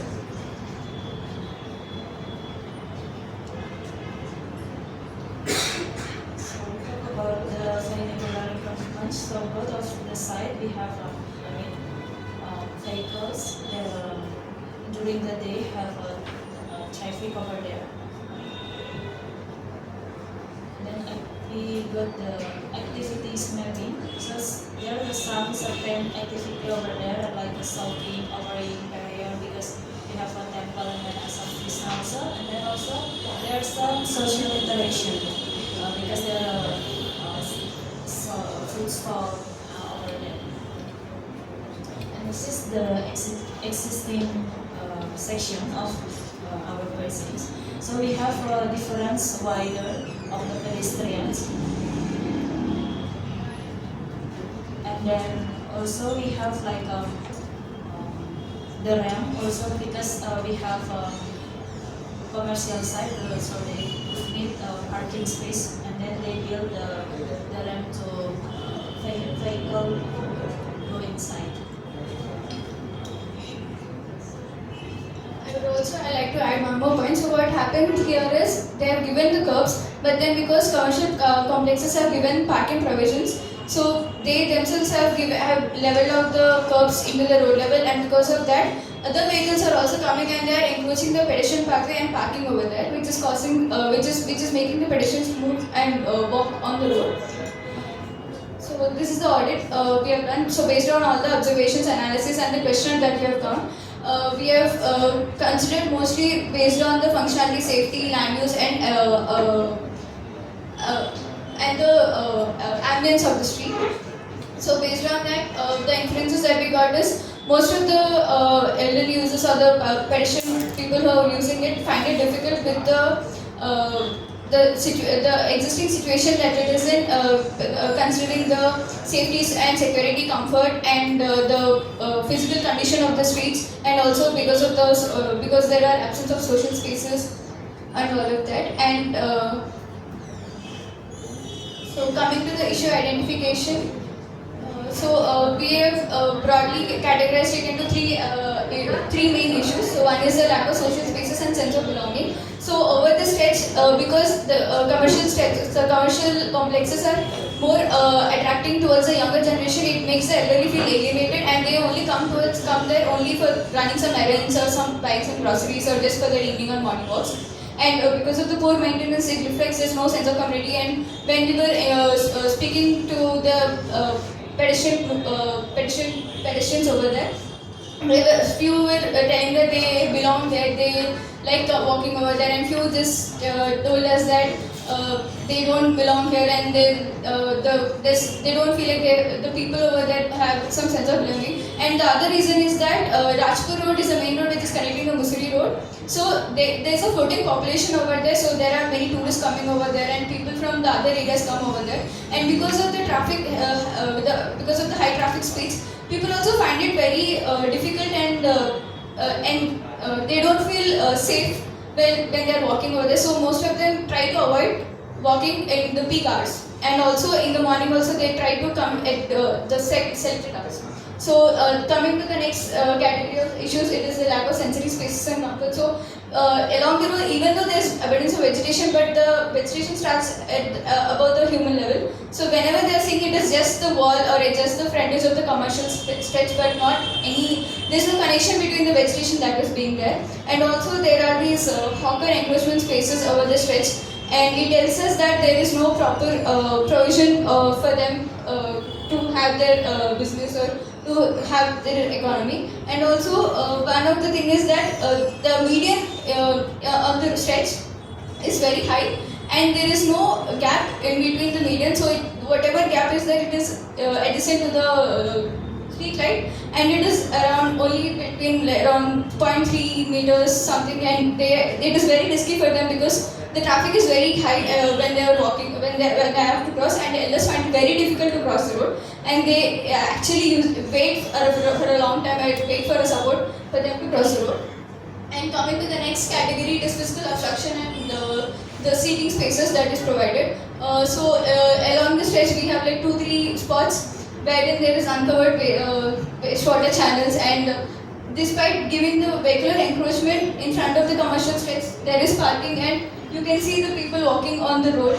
So it is indirectly regulating them to walk on the road, and they find it better walking on the road because there are too many obstructions and they have to just wander over there. And there are these signage obstructions in between the pedestrian pathway just to locate them to the streets and the seating spaces. And also the government has this the government just comes over there, tells us they are providing the pathways, but then they just keep them and then they remove it, and then all of the accumulation is there on the pedestrian pathway where they are walking. And And coming to the considering all the issues and also understanding about the context appraisal. So the one major difference that I found is that Rajpur Road has a distinct character. So one side of the street has a different character, and the other side of the street has a different character. And also the people who are coming there also are different social strata. So there's Starbucks, there's high-end Tanishq, Malabar, and other restaurants, and also younger generations, some restaurants. And this side there's Ramakrishna Ashram, which caters to different kind of population. And also in terms of the people who are living there, so there are people who are working there, that is a staff that is there. So for them, there isn't any gathering space or like a breakout space, and the only space they have is the tea stalls or the some samosa stall or some pan shop wherever there is, and then they just go find their break and come. Wherein there are some other breakout spaces for others. So our vision is to bring everyone together and celebrate togetherness in the through nature, vibrant and nature-infused spaces that foster harmony and joy for the elderly. The reason why we want to celebrate togetherness is because when we were surveying in the morning, we have seen two different. The elders itself, there is a direct distinction that they come there for walking, and then they just go to Starbucks and then they sit over there. They are not sitting on the streets. They are not talking. Even though there is some seating provided over there, people don't sit there. And few also said that they don't know that there is seating space existing. And then a few others, they on the other side of the stretch, the few people, because there isn't any proper provision on the other side, they use a bus stop as a social gathering space. So it is like we just want to give them a common space for them to hang out, for them to come over there, even though it is a busy road. So that is the vision of our stretch or design. So for that, we have 4 goals. So the goal 1 talks about designing a safe and comfortable space for elderly of all ages and abilities. Goal 2 about having design elements for social spaces and leisure for elders. Goal 3 about creating interactive and healthy green spaces. Goal 4 about celebrating vibrant, engaging elements for the elderly.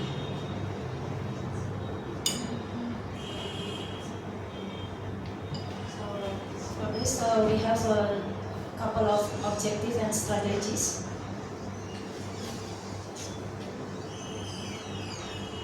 So first of all, this integration sheeting, and then like the strategies we give us active saving space over there, and then also public amenities, because we couldn't find any washroom and resting area. And then objective 3, there are fostering opportunity for the social interaction. So we strategize like the hawker place to promote social gathering over there, and then also interacting with green space, and then yes, for the relaxation and then conversation. And then the last, embedding the cultural resonance. That is strategy. We localize art the installation like a performance, so people can gathering and share their story. Structure plan. So through the structure plan, we what's that? Yes, mark the issue, and then we put the objective and the strategy. So coming to the concept of our street, so we just summarizing the design strategies that we have. It is reclaiming the public space. There should be crossing set intervals, and mitigating the vehicular encroachment, and the landscape strategies, and also the heritage link that the state has, because people were talking about how it used to be there back in their day, and how they have memories in the Rajpur Road. So it is basically connecting modernity with culture and nature, rekindling the familiar. So through making through spaces using placemaking, cultural identity, celebrating the social strata, tactical urbanism, safety and comfort, and leisure spaces. So for that, for our concept, for the design evolution, we have divided the stretch into different zones based on the activity. We have the highly active zone, moderately active zone, and less active zones, and also based on the sound levels. So we have divided the sound levels into high,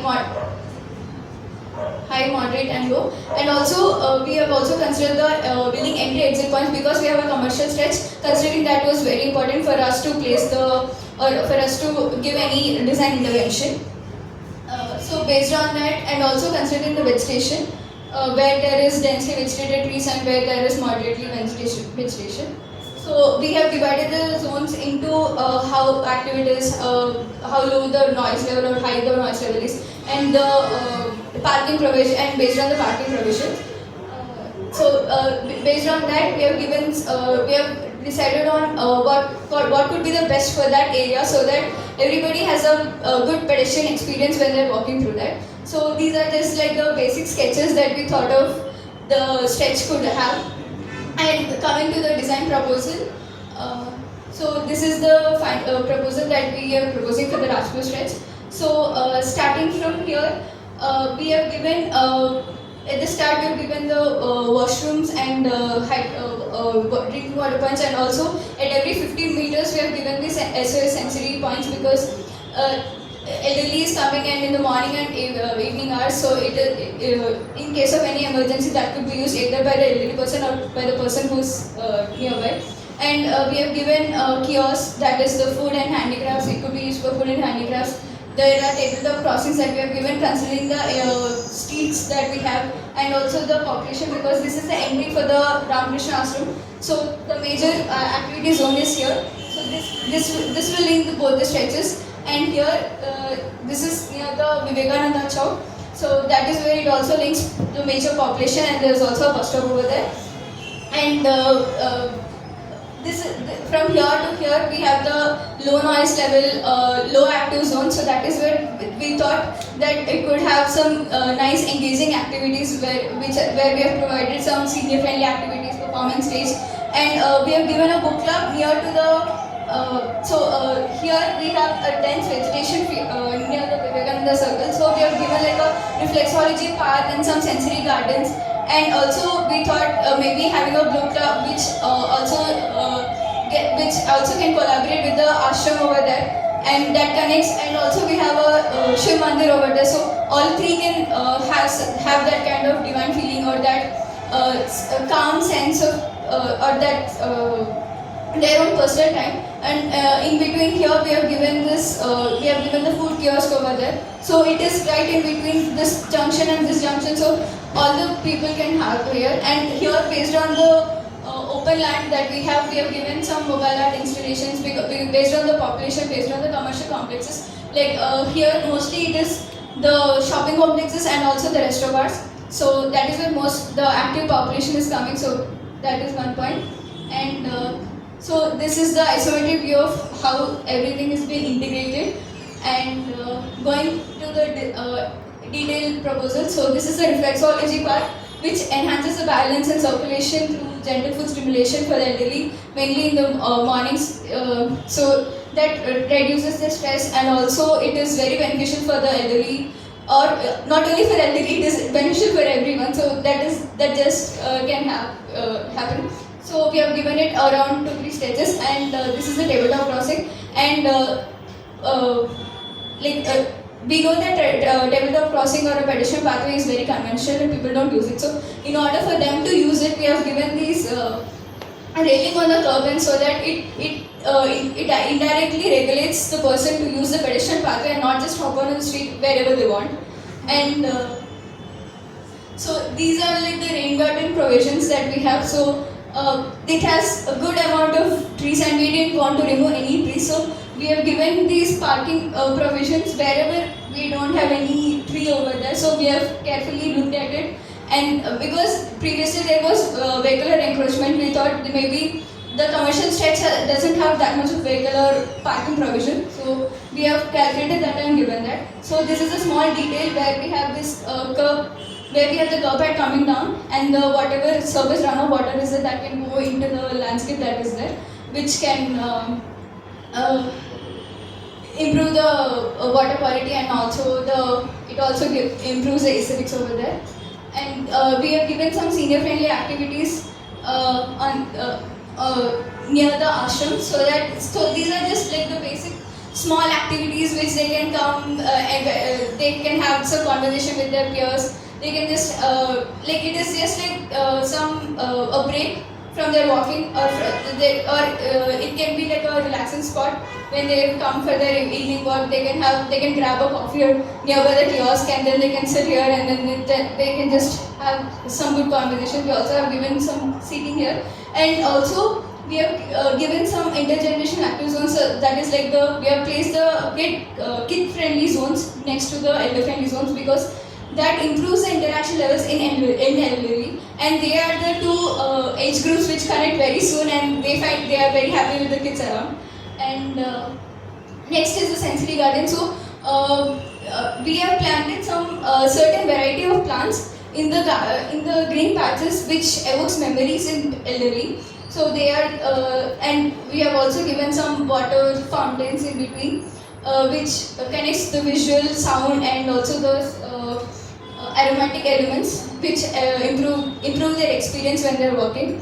And so this is like a performance space. It's like a multi-purpose space where not only elderly, they can come here, they can have some workshops, or they can just come here, sit, and they can tell their stories, or they can sing over there. And this is like the retractable desk. So whenever they want to perform, they can use it, and otherwise you can just go onto the wall, and it's just the normal space that everybody can have.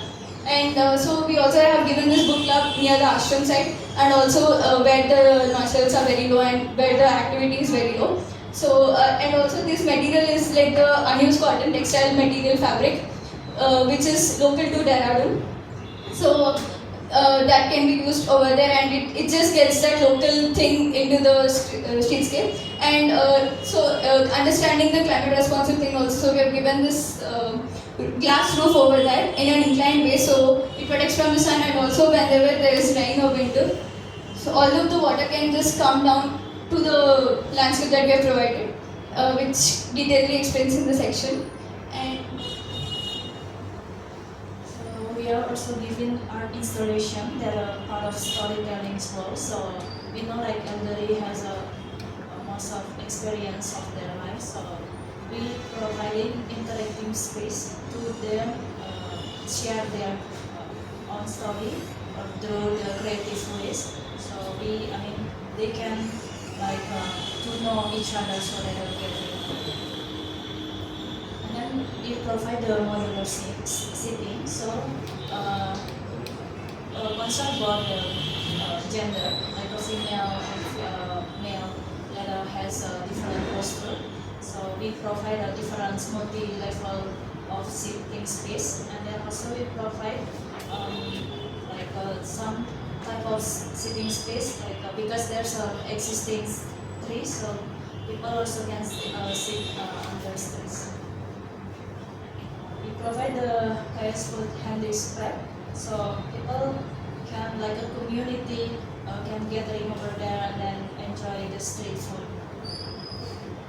Coming to the section, so we do some proposal on the section. So over here there are some certain open drain. So we provide like the proposal design. We make up the level of the pedestrian crossing.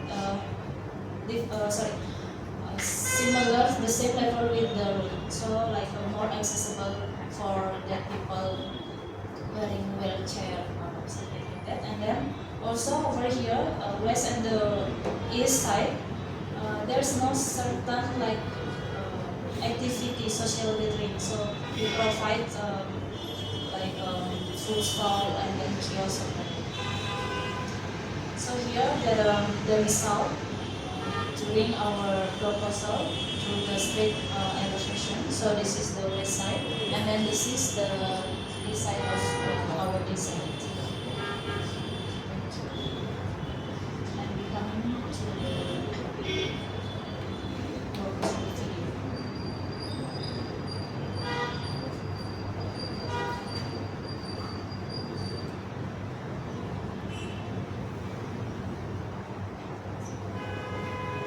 So as you start from the point A, that is from the to which connects to the Japan road.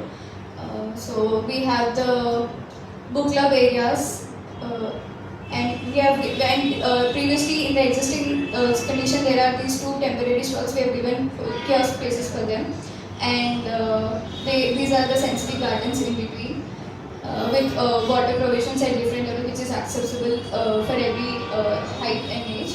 And this is basically the senior friendly activity space with the seating over there, and some water fountains with the reflexology path and some kid friendly zones.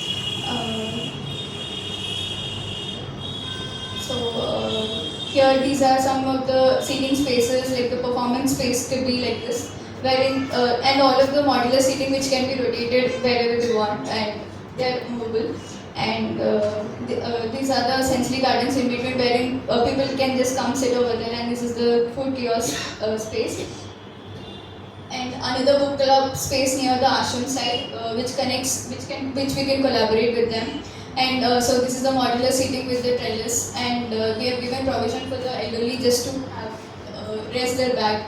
And so this is the overall stretch that we have on either sides with the same kind of intention. Thank you.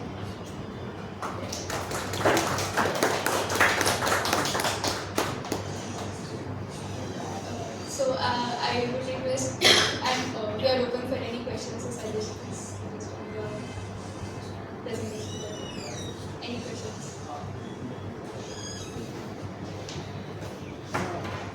May I request you to introduce yourself, because I've been wondering, are you from Vasant, Vihar? Oh yeah, so I have been staying in Dehradun, but I don't stay. I'm from Dehradun, but I don't stay here. I stay in Gurgaon, which is Bangalore. But born and brought up in Dehradun, so it familiar with the places. Thank you. My name is Prashant Gurgaon. So just two questions here. I'm gonna be very quick. One is just to be on a we're talking about elderly, right?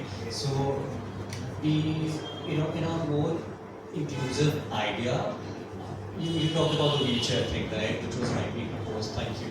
Are we also? I can see. So this entire batch goes to Mussoorie, right? So we also have we have a lot of local buses that run from from Dehradun to Mussoorie. Do we have designated bus stops here? One. Along with that, do we also have provision for the elderly people who are in wheelchair not in wheelchair, but people who are have mobility issues and who walk with walkers or with stick? One is that, and also thank you for not touching the trees and keeping the trees as is. Are we also adding more trees, considering a couple of trees grow fast, just to bring more shade and greenery and more fresh air and bringing air to people? So yeah, just a couple of things. Thank you for your question, sir. So we have a bus stop starting at the entry point. So that is where so there's only one bus stop near that point, and the other bus stop is in the next stretch that my fellow groupmates will be presenting next.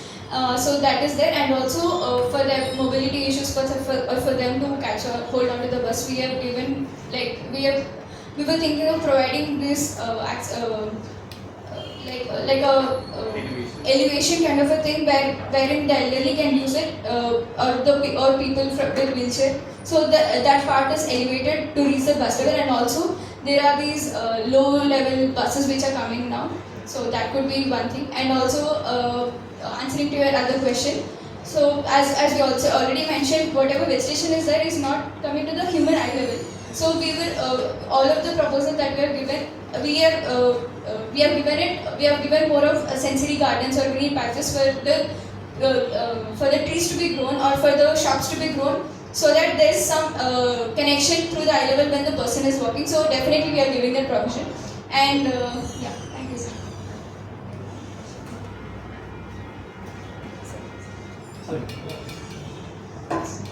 Just on the trees, there was an image, I think it was, if you can just go back to, probably right in the beginning, the current condition of the road.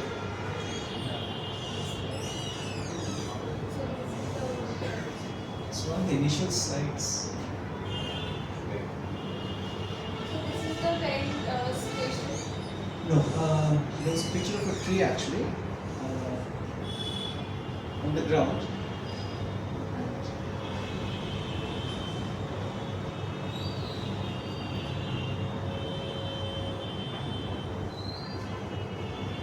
Yeah, just there. Right. Yeah, right. So, if you see the tree picture, I think my suggestion would be if you could provide, what do you put it? It's like a steel structure around the tree, which will allow the rainwater to seep through. At the same time, it's safe to walk across. There are pictures I can share with you later. If you could, one, incorporate that. Two, there was another, towards the end, there was about some seating spaces around the tree. If you could go to that side.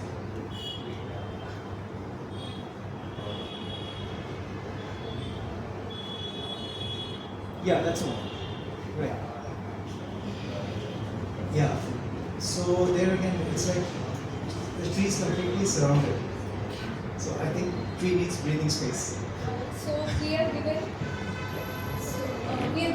only half covered to the street. The other is open to that, and that the reason why we are given around the tree is because in the existing condition also there were some seating around the trees as we have shown in the picture. So people were likely to be sitting under the tree, and so it's just like those memories wherein they can share with their children, or the kids can also enjoy that. Oh, we are sitting under a tree in the street, and just to get back all of this nostalgic memories. That is like how we have the concept rekindling the familiar. So we just wanted to get back to that.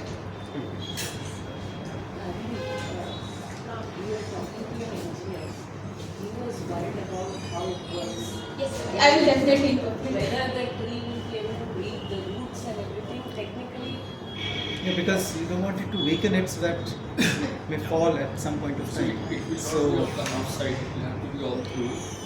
Maybe you can create raised things which may not be brick and concrete. Right? Even that can be a metal thing so that the rainwater can anyway go through and the breathing can still happen. So that's Maybe you can provide metal benches around. Yes. Rather than having a round structure.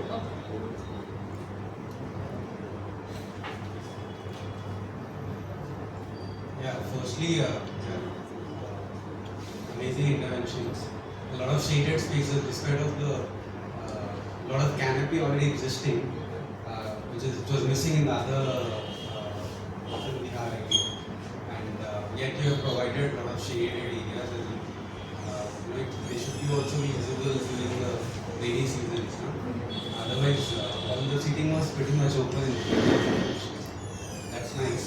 And other thing I wanted to understand was maybe I missed that part while you explained. You're pretty fast in that. You covered a lot of things. Nice, it was good. Others which are able to do. Anyways, I was just asking, when you said elders, when you studied the users, you did talk about the people walking on the streets, and although the interventions mostly cater to them investing in spots and all. I fail to understand if you have addressed the other elderly men and women who are like street hawkers, who are also, and other variety of people who are probably coming from the colonies inside into the streets, spilling into the streets. Is there anything that especially?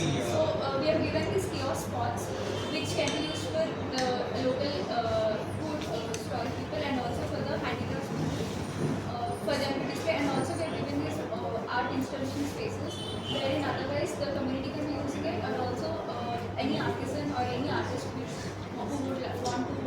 Yeah, I mean, what I'm coming to is like all of the presentations had a watchman, as one of the primary user case study. So, what are you doing for such people? I understand there's a lot of shaded seating spaces, especially trying to understand if someone who's guiding people to come in and come out constantly standing, and also wanted to understand what is the sort of interface you work with commercial buildings.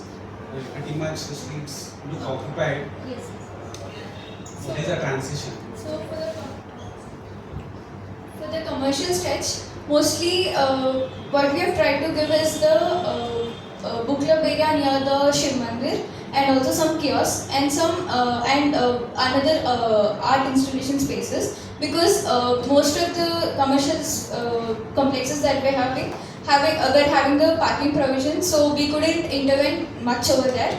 Rather than instead we were giving some sitting spaces around the tree or whatever is there, considering that provision also. So wherever we could find that gap, there we have tried to give the interventions. And also on the commercial side, like you were mentioning about the hawkers or the thing, so there was this brass or the decor items, the person was selling all of them. So we have tried to give those kiosks for them wherein that could be there. And also in our initial sketches, we have tried to give like a market space for them. So it caters to all of the people, and it can be run in multiple ways based on the seasons or based on the necessity which could be there. So that kiosk space, maybe the representation is little sturdy over here, but that can be modified or that can be redesigned again, or can other intervention can come. Thank you. I think you mentioned tabletop crossing, which I think is a very good idea because it slows down the traffic also. But two, I think you need to keep a provision for a traffic light, because many times people don't stop. We are not in the habit of respecting zebra crossings. I think it's a problem across the country. So probably could put a kind of a switch on the other side where somebody can press it and the red light comes. Keep them forced to stop. Thank you for the suggestion, sir. We'll definitely implement. But in the same point, I would just like to add to it that Rajpur Road is also classified as NH7. So there's high, traffic is really high, and the idea of giving a zebra crossing, fabulous of course, and also the support bars that you would use. But somehow practically I fail to understand that on a NH7 it will be difficult to reverse crossing. So that is all my observation was. I really like the presentation. Okay. You have good ideas. Thank you. Yeah, and if it's an NH, then yes, it's a problem. So then it becomes really But I think then, in that case, definitely a traffic light at the circle, roundabout should be there for crossing. Because right now there's nothing. Forget about elderly crossing. Even if we have to cross, we have to be very careful. I mean, those are able-bodied also. Yes. So it's something that needs to be provided. And people take U-turns at a roundabout, which is ridiculous. That roundabout in itself needs to be a little larger in radius, of course. It's not correctly done. But yes, and people do take wrong U-turns. They need to go about the roundabout and take it, but they want to take a smaller turn. So of course, there having a zebra crossing with the traffic light, or at least the sensors telling that somebody wants to cross, that is needed. And then the roundabout also needs to be. I think after every cycle of operation, it should be red for all the three sides for about maybe 15-20 seconds. So everybody can cross whichever side they are. Across the city, especially clock tower. Two kinds of vehicles are there. So that is where we are just stopping it. We are minimizing the traffic speed, and also another one at the end of the stretch where the activity is low and people tend to increase their speed. So that is the reason why we are given at the end of the stretch also.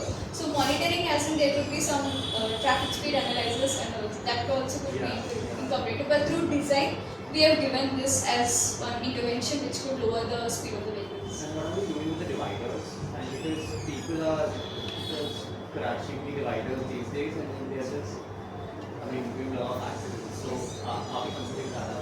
The school is having a problem with Yes, so that is the reason why most of the landscape is given towards the roadside, not inside the roadside, so that people just don't bump into it. and they were given that railing so that even if there is some kind of an accident which might happen, so that railing kind of supports it so that it doesn't just go into the pedestrian pathway over there, and that also act like a security for every age group. So, Dhanani, there was a very important point here also. It's very good, a good discussion simultaneously. So, about this highway, and whether it will be practical to do what we are planning. So, maybe it will be good to look into that. Just to comment, like I really like this presentation. Just to comment on NH, in India we have guidelines that any NH that crosses through a city and that has larger traffic volume, you have provision of providing zebra crossing as well as traffic lights. Depends on the volume of the traffic, and because it crosses through the city, there are regulations in terms of the speed of the vehicle as well. Like when it is not crossing, there might be speed of let's say 80 and 100, but that cannot be done in cities, right? Then the idea fits in there. Yes. And also why we have chosen tabletop crossing as the intervention and not like an overhead crossing is For because obvious reasons. I myself will not go. No, it's for obvious reasons. Yes, so it is just to reduce the time, low physical effort, and considering the inclusive design principles and all of it, and it is also easy for the accessibility.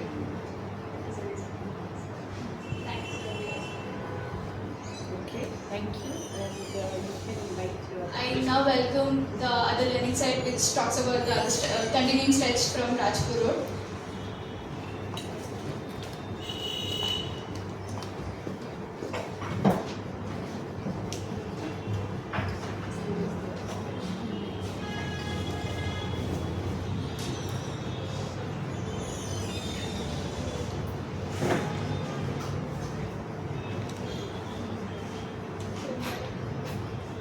Will we manage 11 minutes?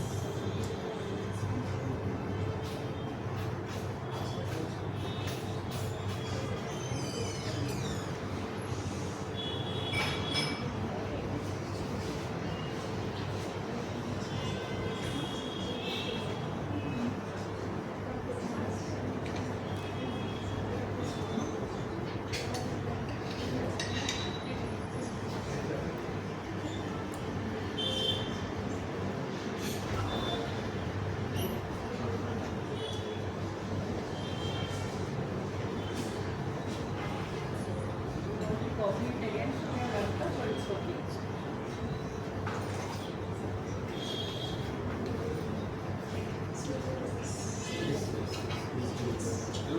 These are landscape examples.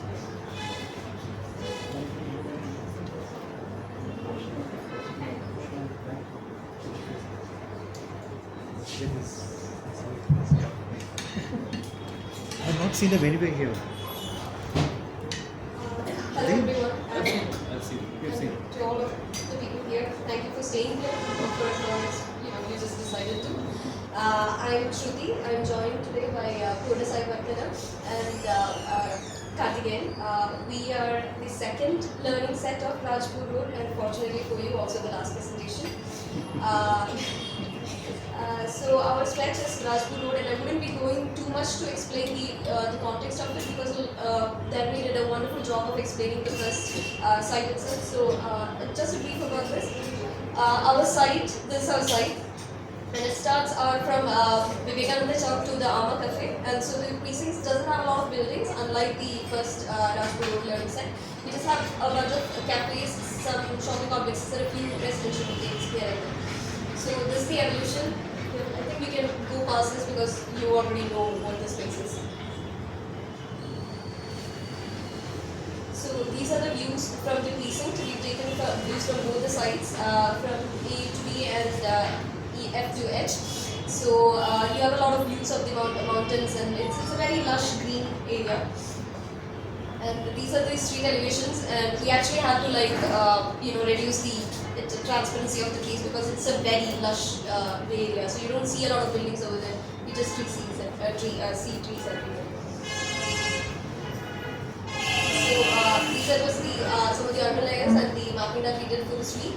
This is the illumination mapping. So most of the light over here is given by the shop fronts. There are not a lot of street lights over there. So it's not an even form of lighting. It's quite uneven. And the shopping complexes are the ones that have really bright and out there kind of lighting. And these are the noise levels. There is like, as the time goes by, it increases, and it is during lunchtime you have the high vehicular noise. So this is the activity map, and so this is the activity at 6 a.m. At 6 a.m. you usually have walkers and walking, horse riding. Horse riding is also there, and then there's cycling, walking, and dog walking. And so most of the people over here, the early morning people, the pet averse kind of people, they have sticks with them. They carry to show off the people. And as the sun comes out, more women comes out because it's dark. You don't walk around it is dark. And also those are the times when dog walkers actually start coming out.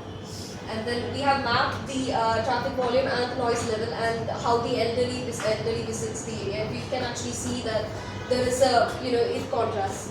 So when the traffic is high, people stay inside, and the other way around. And during weekends, we have a 30% increase when it comes to the vehicles.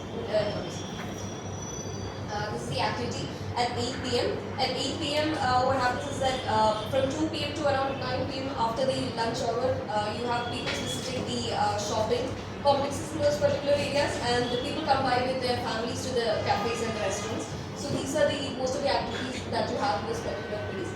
And after that, again, when we did our site study, we did talk to a lot of elders over here, and we had a lot of several discussions, surveys, interview of the sort, and from that we came up with an audit. The full audit is over there in the sheets. And from our audit, from our understanding, we rated this street as having 9 out of 18, which is half of it. I mean, it's an alright score. It scored pretty high in safety and sidewalk. I mean safety because people really like that place. So it is very safe place to walk by in the way that there is no snatching or roping or none of those things are there. But it's only unsafe in a way that crossing might be a bit difficult, and you have these sidewalks that are a bit risky when it comes to walking around. And then this is the building typology map, and so like I said earlier, we have several cafes and restaurants and residential buildings. So based on that, we kind of divided this stretch into 3, so that we can give the kind of interventions or when we design it, we can take that into consideration. So over here, this is the Vivekananda Chowk, that's the second segment one, and the second area is the one with shopping complexes, and the third segment with the Ama Cafe and the Otik Maktab Cafe, we gave that as the third segment. And so here in the first issues of the first segment would be again mostly the problems are with the construction of obstructing pathway. It's mostly walking related kind of issues, if you can say it as such. You have the traffic congestion, and you have they actually did give a social gathering space, but unfortunately because of the way that it was designed, no one really used it for a while, and now it's just there. And in the second segment, you have issues such as these are again pathway kind of issues, and you have unpleasant smell. That's because people urinate on the walls, and then you have that. And then you have you don't have a proper waiting area also over the crossings, so it's a bit difficult to continuously cross over there, and especially you all know how hard the traffic is around that particular area, so it's not safe for you to cross there without having certain provisions. And then you have the shopping complexes. Most of the restaurants, they have rooftop bars. Now it's music for us people, and there is a certain decibel level after which music becomes noise, and that's what happens over there. And over there we have it doesn't have a proper dedicated pedestrian activities or anything, and you have blockages. You have a lot of blockages over there by walking. And this is the third segment. In this particular area, you do have seating, but unfortunately they are not suitable. No one really uses those. Those is because of the unclean surroundings. But that comes because you are not using that area, and you can't use it because it's made of metal, which means in summers it gets too hot, you can't sit there, and in winter it's too cold, you don't want to place your butt there. So you have that, and you have again, if you see that sidewalk, you wouldn't walk there. You would obviously take the road, and if you earlier in the activity map, whenever we showed the people walking, they actually take the roads instead of the footpath. And so these are from our observations we have that these are the main issues that the stakeholders they themselves told us. So there is a severe lack of hang-out spaces for the elderly, and they actually choose. Some of them they actually said this that they prefer walking because it's the only way that you can hang out with your peers. Since there is no active place over there where you can sit down and have fun and all that. So they prefer walking, partially also because of that. And then there is a lack of public amenities. So when women and all they walk around, they have these big bulky bags carrying water bottles and all that because they don't really have a sort of amenities or anything. And then if you have to pee, you pee already from the home and then come back. So there's that. And then there's a lack of dustbins, which means people put a lot of their waste everywhere. And then there is debris and dust on the sidewalk, mostly from construction and all this. And so after coming through all these things, the vision kind of took form as reimagining Rajpur Road as a restorative, vibrant third space for the elderly, a place to thrive, connect, and age actively. So over here, couple of just words. Restorative means having the ability to restore health, strength, or well-being, and third space is essentially a social space that is outside home and work. And aging actively is a process of growing older while maintaining health, independence, and continued participation in social, physical, and cultural development. So the main reason why we chose this vision is that, like I said, a lot of people walk there particularly because you don't have a lot of space to hang out. So what we want over here is like, most of the elders say that if not for this particular stretch of this road, the other place that they go is to the park. So it's just the park or the roads. So we want to kind of change that. We want this road to be not just you come there because you have to. You come there because you want to, and so that's what we are trying to do with this way. So before the vision, we divided into like 4 long-term achievable goals. You have a vibrant, develop a vibrant streetscape, retaining the charm of the precinct to spark joy among elders, because charm is something that is so particular to Rajpur Road, and also the other thing is with the urbanization that's happening and the development that's happening, it's something that's dying. So we wanted to develop a streetscape that still has the charm, and that it gives the elders back what it used to be. And then enhance the walking experience, make it a restorative haven for the elderly. So we wanted to restore the mental and the inner peace of the elders. And then promote intergenerational relations and engage the elderly to use the street as their third space. This is particularly important for the Rajpur Road because Rajpur Road is a place that is constantly under development.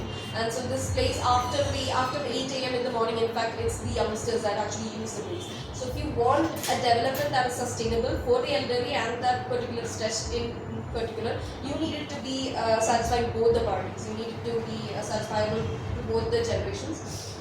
And then enhance the safety and comfort for the street for the elderly. Roads are not the place to walk. You need to take the walk on the sidewalks, and then there's a lot of other things that come into it. So based on that, we have we came up with objectives such as create safer crossing conditions to reduce perception of fear amongst elders. Crossing road over there is very scary. So and then there is create nodes, enhance the street amenities for the elderly. And to get there, we propose strategies like creating peaceful walking conditions with traffic calming measures, provide elderly appropriate seating, install elderly friendly lighting systems. They need low glare and warm lights that would be better for the eyes rather than cold ones. And create safe dedicated pedestrian pathway. And then using passive systems and durable materials to reduce upkeep. Because this particular stretch, if you actually go through it, you can see that they have tried several initiatives to make it a better place. It's just that it didn't work out in the long time because they didn't look that forward into the future. So using passive systems and durable materials can help achieve that in a way that if you don't have to maintain it that much, it tends not to get that much stay in the future. So it becomes a place that is more welcoming to people in the long run. And then we do that through implementing passive systems and native landscaping and incorporating nature-based solutions. And then design attractive and inclusive spaces to foster intergenerational interaction, reflect the memory in the design. Rajpur Road is at the core of every person who lives here, and so we need to bring that memory back to them. And then we do that through creating sensory garden patches, enabling intergenerational interaction zones, and incorporating nostalgic elements into the design. So, looking at the vision and the goals we have set up, it comes down to the safety of the elderly to move freely and then safely cross the roads. So as to look upon the elderly safety, we have given pedestrian crossways which are raised, and then also we try to enhance the amenities such as the bus stops which are existing on the road. And then in the second segment we have seen about the place where people actually urinate. This space could be utilized better when there is ice on snow. So we try to keep intergeneration interaction zones over here, wherein people actually sit down and have a talk with their grandchildren, so that this is not underutilized. And also reflect memory through design. We try to incorporate nostalgic elements throughout the stretch, and also sensory gardens as patches to enhance the walking experience. And in the third segment, we've tried to resolve the nodes where majorly the street vendors were there, and keep up some regulatory measures, give them some dedicated space so as to sell their goods as well. And then control the street parking by actually elevating the footpath, and also try to converge the roads which are connecting towards the main road, and then provide easy wayfinding roads.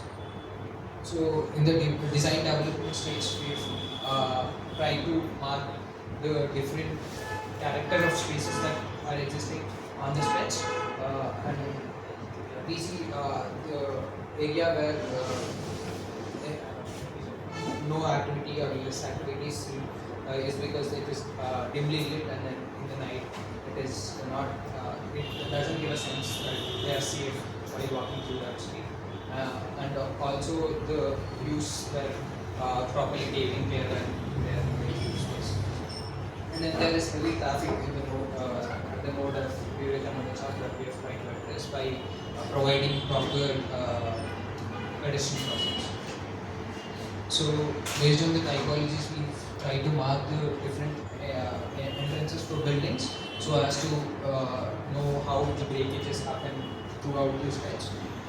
And then we have tried to mark the activities which happen throughout the street, and then wherever there is less activity happening, we have tried to give spaces of rest for people to sit and then interact.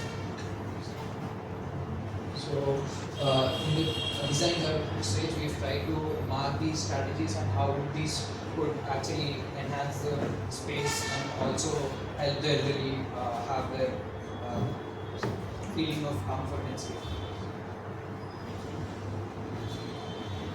From all of these analysis and inferences, we have tried to we design this whole street in a way so people come and spend time here and in a happy way. So this whole street we designed for elderly people to come spend the whole day. What we have got information from the people was they are coming only for morning walks and they are not utilizing the street. Throughout the day, still more cafes were there. It was more towards younger generation audiences as well. It is not focusing towards the elderly people. So we tried, we designed this space in a way so that elderly people also can come and spend most of the time here, like a third space. So these are the first. Starting from the bus stop, which is situated opposite to the Shiva temple. So this is it was not accessible by all elderly and all age types. So we decided to provide accessible elderly friendly bus stop with the digital information system and the display system, so that they can easily get their buses, and we provided standalone shared pavilions on these Vivekananda junctions. So why? Because people are standing and waiting for taking bus and taxis for their Mussoorie trip. So those areas are not covered by this street canopy. So we wherever we found these spaces which is not covered and which is more having sunlight and people are not spending time, which is not actually shaded. So we designed the spaces with semi-shaded and shaded different pavilions which is kind of an unique different shapes, which has a role to play with their mind also. So people crosses the street, they will recognize this. Oh, this pavilion white. I have been here. This last weekend I have been here. So like this kind of memory thing also we tried. We achieved design. And this is the shading spaces, sitting spaces near the street kiosk, and the raised pedestrian crossings with the color demarcation, so which is not which is clearly visible to vehicular people also, as well as people who are crossing the streets with the safety taken into consideration. And these are the semi-shaded footpath with seatings and planters which I was talking about. This stretch is not mostly covered with the tree canopy, so we try to incorporate this semi-shaded footpath, so which is kind of providing shade throughout the most of day, and the small shaded seating spaces near to the school, which is located near the Vivekananda shop. So these areas can are the places where these intergenerational interactions will happen from the elderly people to the school-going children. And this is the another stage. So this is the outdoor seating spaces. This is another different kind of pavilion which is in front of a cafe. So people who want to spend time like in a cafe stage, as well as they don't want to go inside a cafe for daily or thing. So this is a space which we provide them to spend most of their morning and evening times. And this is a footpath we made up provided with permeable terracotta tiles. We have before it is like a concrete paver, so we changed it to terracotta and we are providing that. And this is outdoor board games with areas and 3D tactile wall murals, so which has a thermochromatic material which is a paint, so people come and touch and feel things, and it will automatically get the paint color changes from the human body heat. So these kind of interactive spaces which kind of attracts people to come and to spend time over this, and this is also working with their cognitive abilities, and this dedicated elderly friendly outdoor gym also, which is kind of inviting them to spend over time. And these physical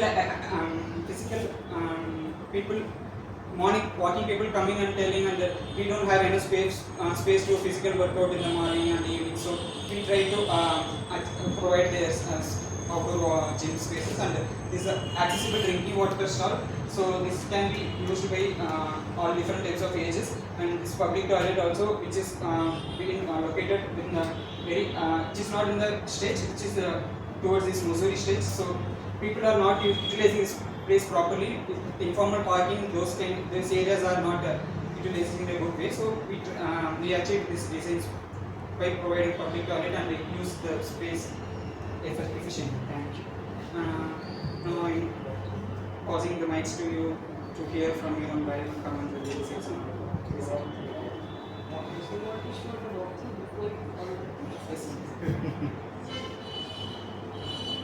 She's making you hurry up, right, by bringing the thank you statement.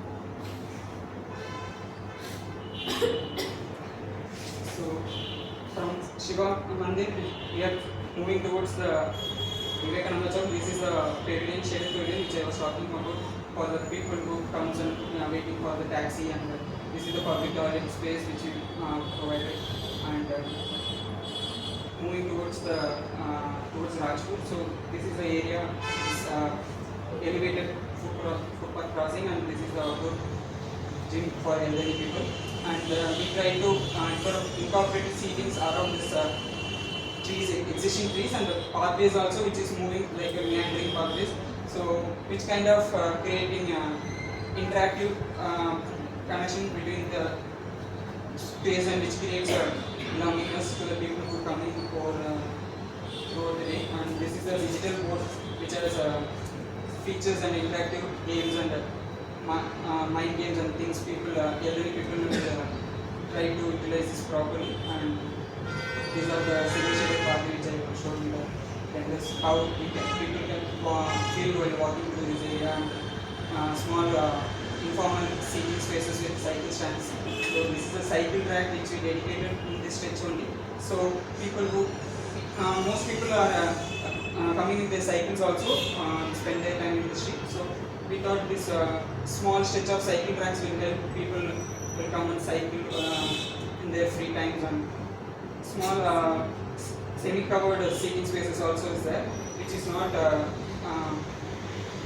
like creating any sort of fear from the surroundings. And this is going towards the school, which I told the small seating spaces where elderly and school-going children will spend their time in the evenings, like in the generation space. That was the design.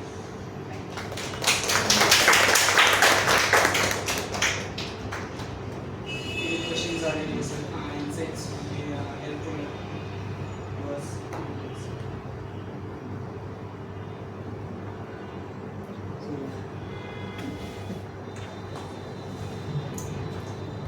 One observation and one suggestion. For the trees which come in the footpath area, you need to provide breathing space to the trees. I see them fully covered. So, as I said earlier, probably those steel guards kind of thing designed. Two is when you have a pedestrian crossing, I like the color scheme that you've done there. Because you use black and white as well as I think orange, right, on the walking surface. Perhaps you could also include cat's eyes at the at the horizontal level, because for a person driving, then he'll realize that yes, there's something ahead. Because in the dark it's very easily visible.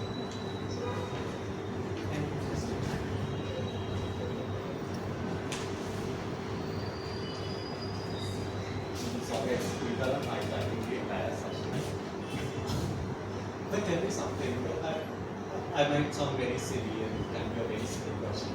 In all the walkthroughs, I can see the poles with all these all the wires, cables running across.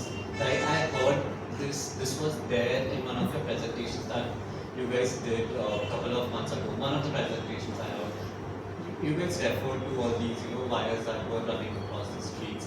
What are we doing with that? Are we going to still have them, or have we considered that as are we doing something with those, or are we going to be like this one? With all these cable wires and high tension wires? Because again, those that can be a thing, right? During monsoons and thunderstorms and everything, that can be a challenge for elderly people. Just being a little hypothetical. So, what kind of challenge are you specifically? So, what I want to know is, are we addressing those, or because they sometimes fall, right? So, it can be a hindrance when they go. Ideally, yes. Ideally, PCL is already taking care of it. They're doing like all the overhead wires are already going underground, right? So yes. they will not need to address that. I wasn't informed. And also one more thing. So, do we have any prerequisites here for all the presentations and all the proposals? Because what I have experienced, living in the city, if we have a construction of a road, that happens. It is okay for some time. But again, there's the department dig it and they put a wire and then they just assembles it with a very temporary stuff and just comes out up. It just goes haywire, the entire temporary stuff. So do we have a prerequisite in all the proposals that that these are the things that we need to consider before we go ahead and propose this? All these things should be checked marked, all the wires, all everything which is underground, and we don't have to take it again. Are we considering that? Do we have a prerequisite? Because if we don't, we need to have an asterisk on the design proposal and then have a note that we need to have all this thing done before. So definitely, before the implementation drawings are made, that is looked at. That is considered, right? Definitely, otherwise you cannot Exactly. implement. Yeah. Because you might have these processes. Thank you. So I think probably to this is for all the public utilities. I think they need to be mapped. I think in Delhi it has been done, I believe. I don't know about Dehradun, whether it's been done. Because in future, if some digging has to be done, if these are not mapped, because another issue when work has to be done. Because until those utilities are shifted or whatever, then work comes to a probably that's something you could consider. I really wanted to understand the design idea, the inspiration for the small shaded spaces you're creating, like big structures, tall structures with some sort of tentacles. So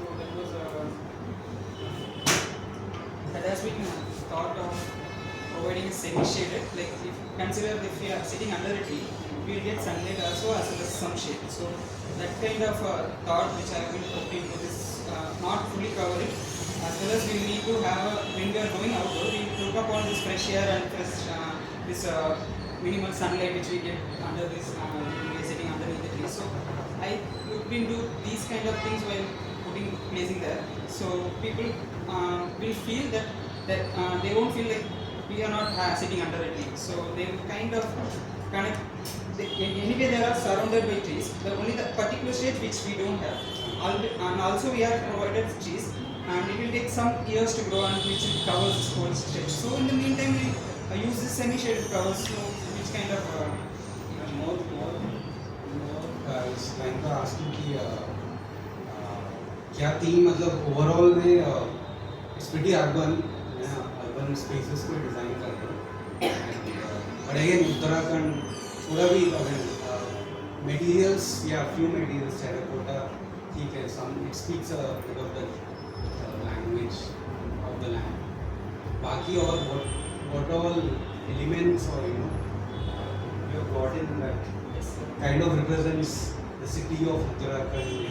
You understand थोड़ा cultural context कहाँ we thought of this kind of cultural context in place of this footpath. So the whole stretch is mostly having this footpath. So we thought the patterns in the footpath will have white color patterns, the curvilinear patterns on the terracotta tiles.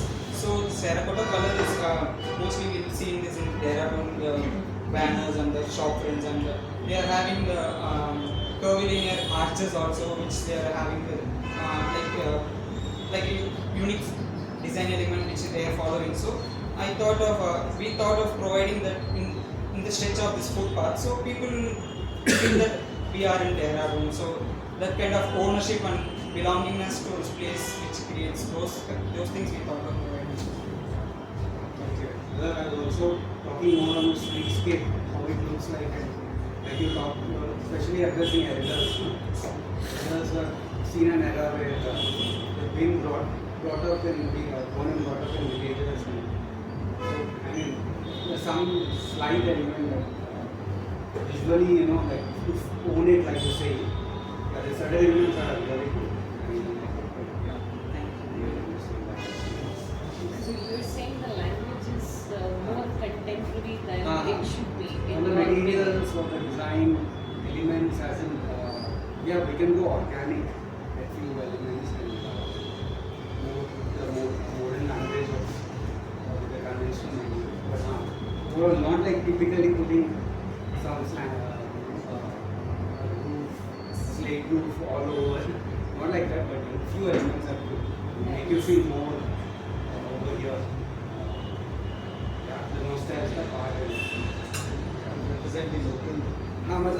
The elders, when you mentioned, they also apart from the amenities and facilities that are being solved, which are done in the connection.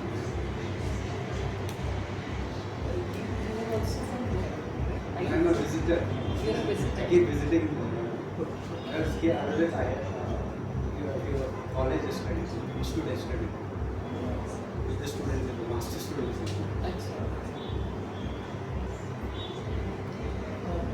It's just a general question, in the sense because we have winters and summers, kind of extreme. I'm not sure how this can be solved, but when you in the winters you like to sit in the sun, and the opposite in summers.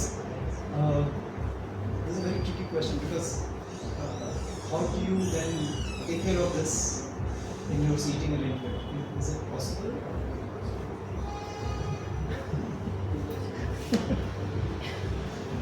So One way to solve that, we have given seatings which face on either sides. So also in consideration of the material that we use, instead of using metal, we try to use wood because it doesn't grab as much as steel or lose as much as wood does. It's also actually it's a very important point. It's also about the location.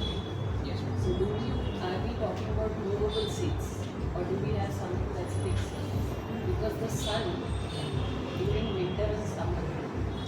For example, in winters, you like to have your back towards the sun.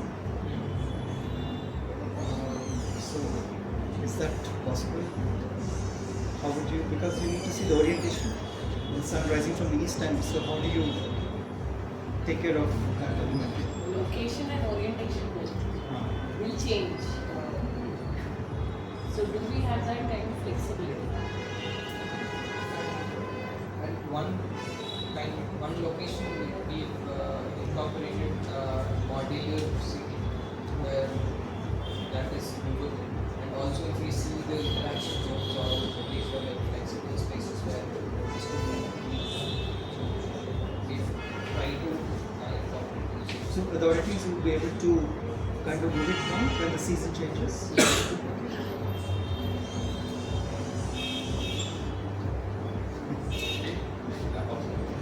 Question and last. Let's go. No, you want? Yeah, sorry. You could plan deciduous trees if you want. The normal solution, because they have done this in, I think, Chandigarh, they have done it. I was looking at a park. They have planted deciduous trees where, in summer they have leaves and in the winters they are getting the sun. So that is one of the logic what sir is saying. But apart from that, what he said, actually the sun literally, it will, I think during the June, it will be more towards, you could see moving more towards the northern side. And in the winters, it will be more on the southern side. So technically, पूरा move करता है horizon में. ये चीज़ आपको नज़र में रखनी पड़ेगी कि कहाँ धूप चाहिए और कहाँ नहीं चाहिए. That actually works. When you are planning for a room or something, we also plan the light कहाँ से आती है. You can do the same thing like he's asking. It's actually very logical, sir. Nice question. I mean, sorry, actually this happened way back in 2007. Yes. When we were participating in an exhibition in Bangalore, and we were looking at the stall design. Sorry.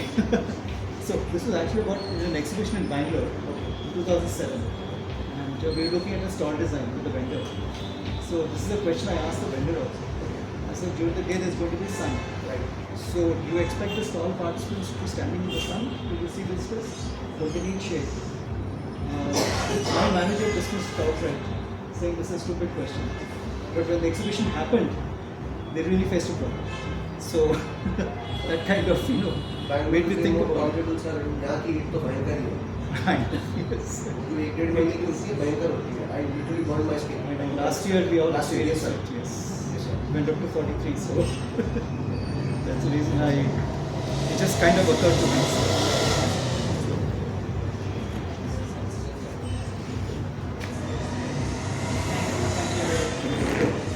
Thank you. Now I would like to invite Shruti to give the closing remarks. So is it possible to call Dr. Lokesh? Is he here?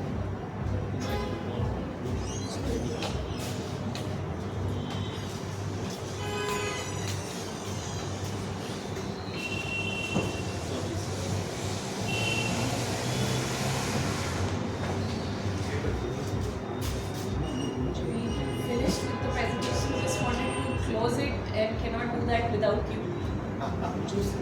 I'll sit. Good evening all. So as we come to close of this today's session, I would like to take this moment to thank all of you on behalf of IIT Roorkee.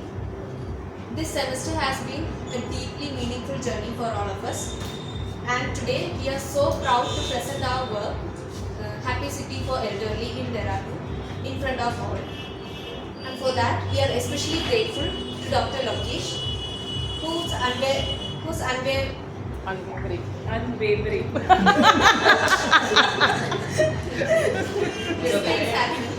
Yes.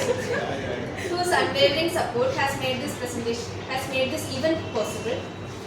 And I would like to invite Professor Tina Pujara to hand over a special gift that is made by special children from IIT campus of Anishtuti Academy. They are having hearing challenges, so it's an artwork. So I invite Professor Tina Pujara to hand over the gift to Dr.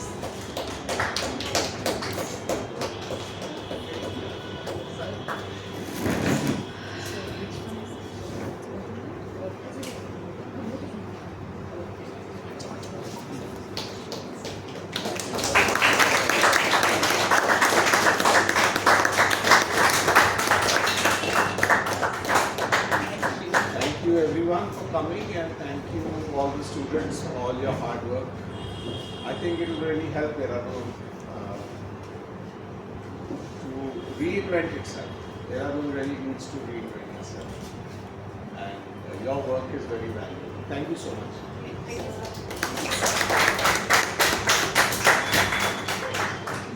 And also, we are immensely grateful for Professor Tapan Chakravarti, whose mentorship throughout this semester has helped us deepen our thoughts and also think differently. We are honored to present again another of these special paintings.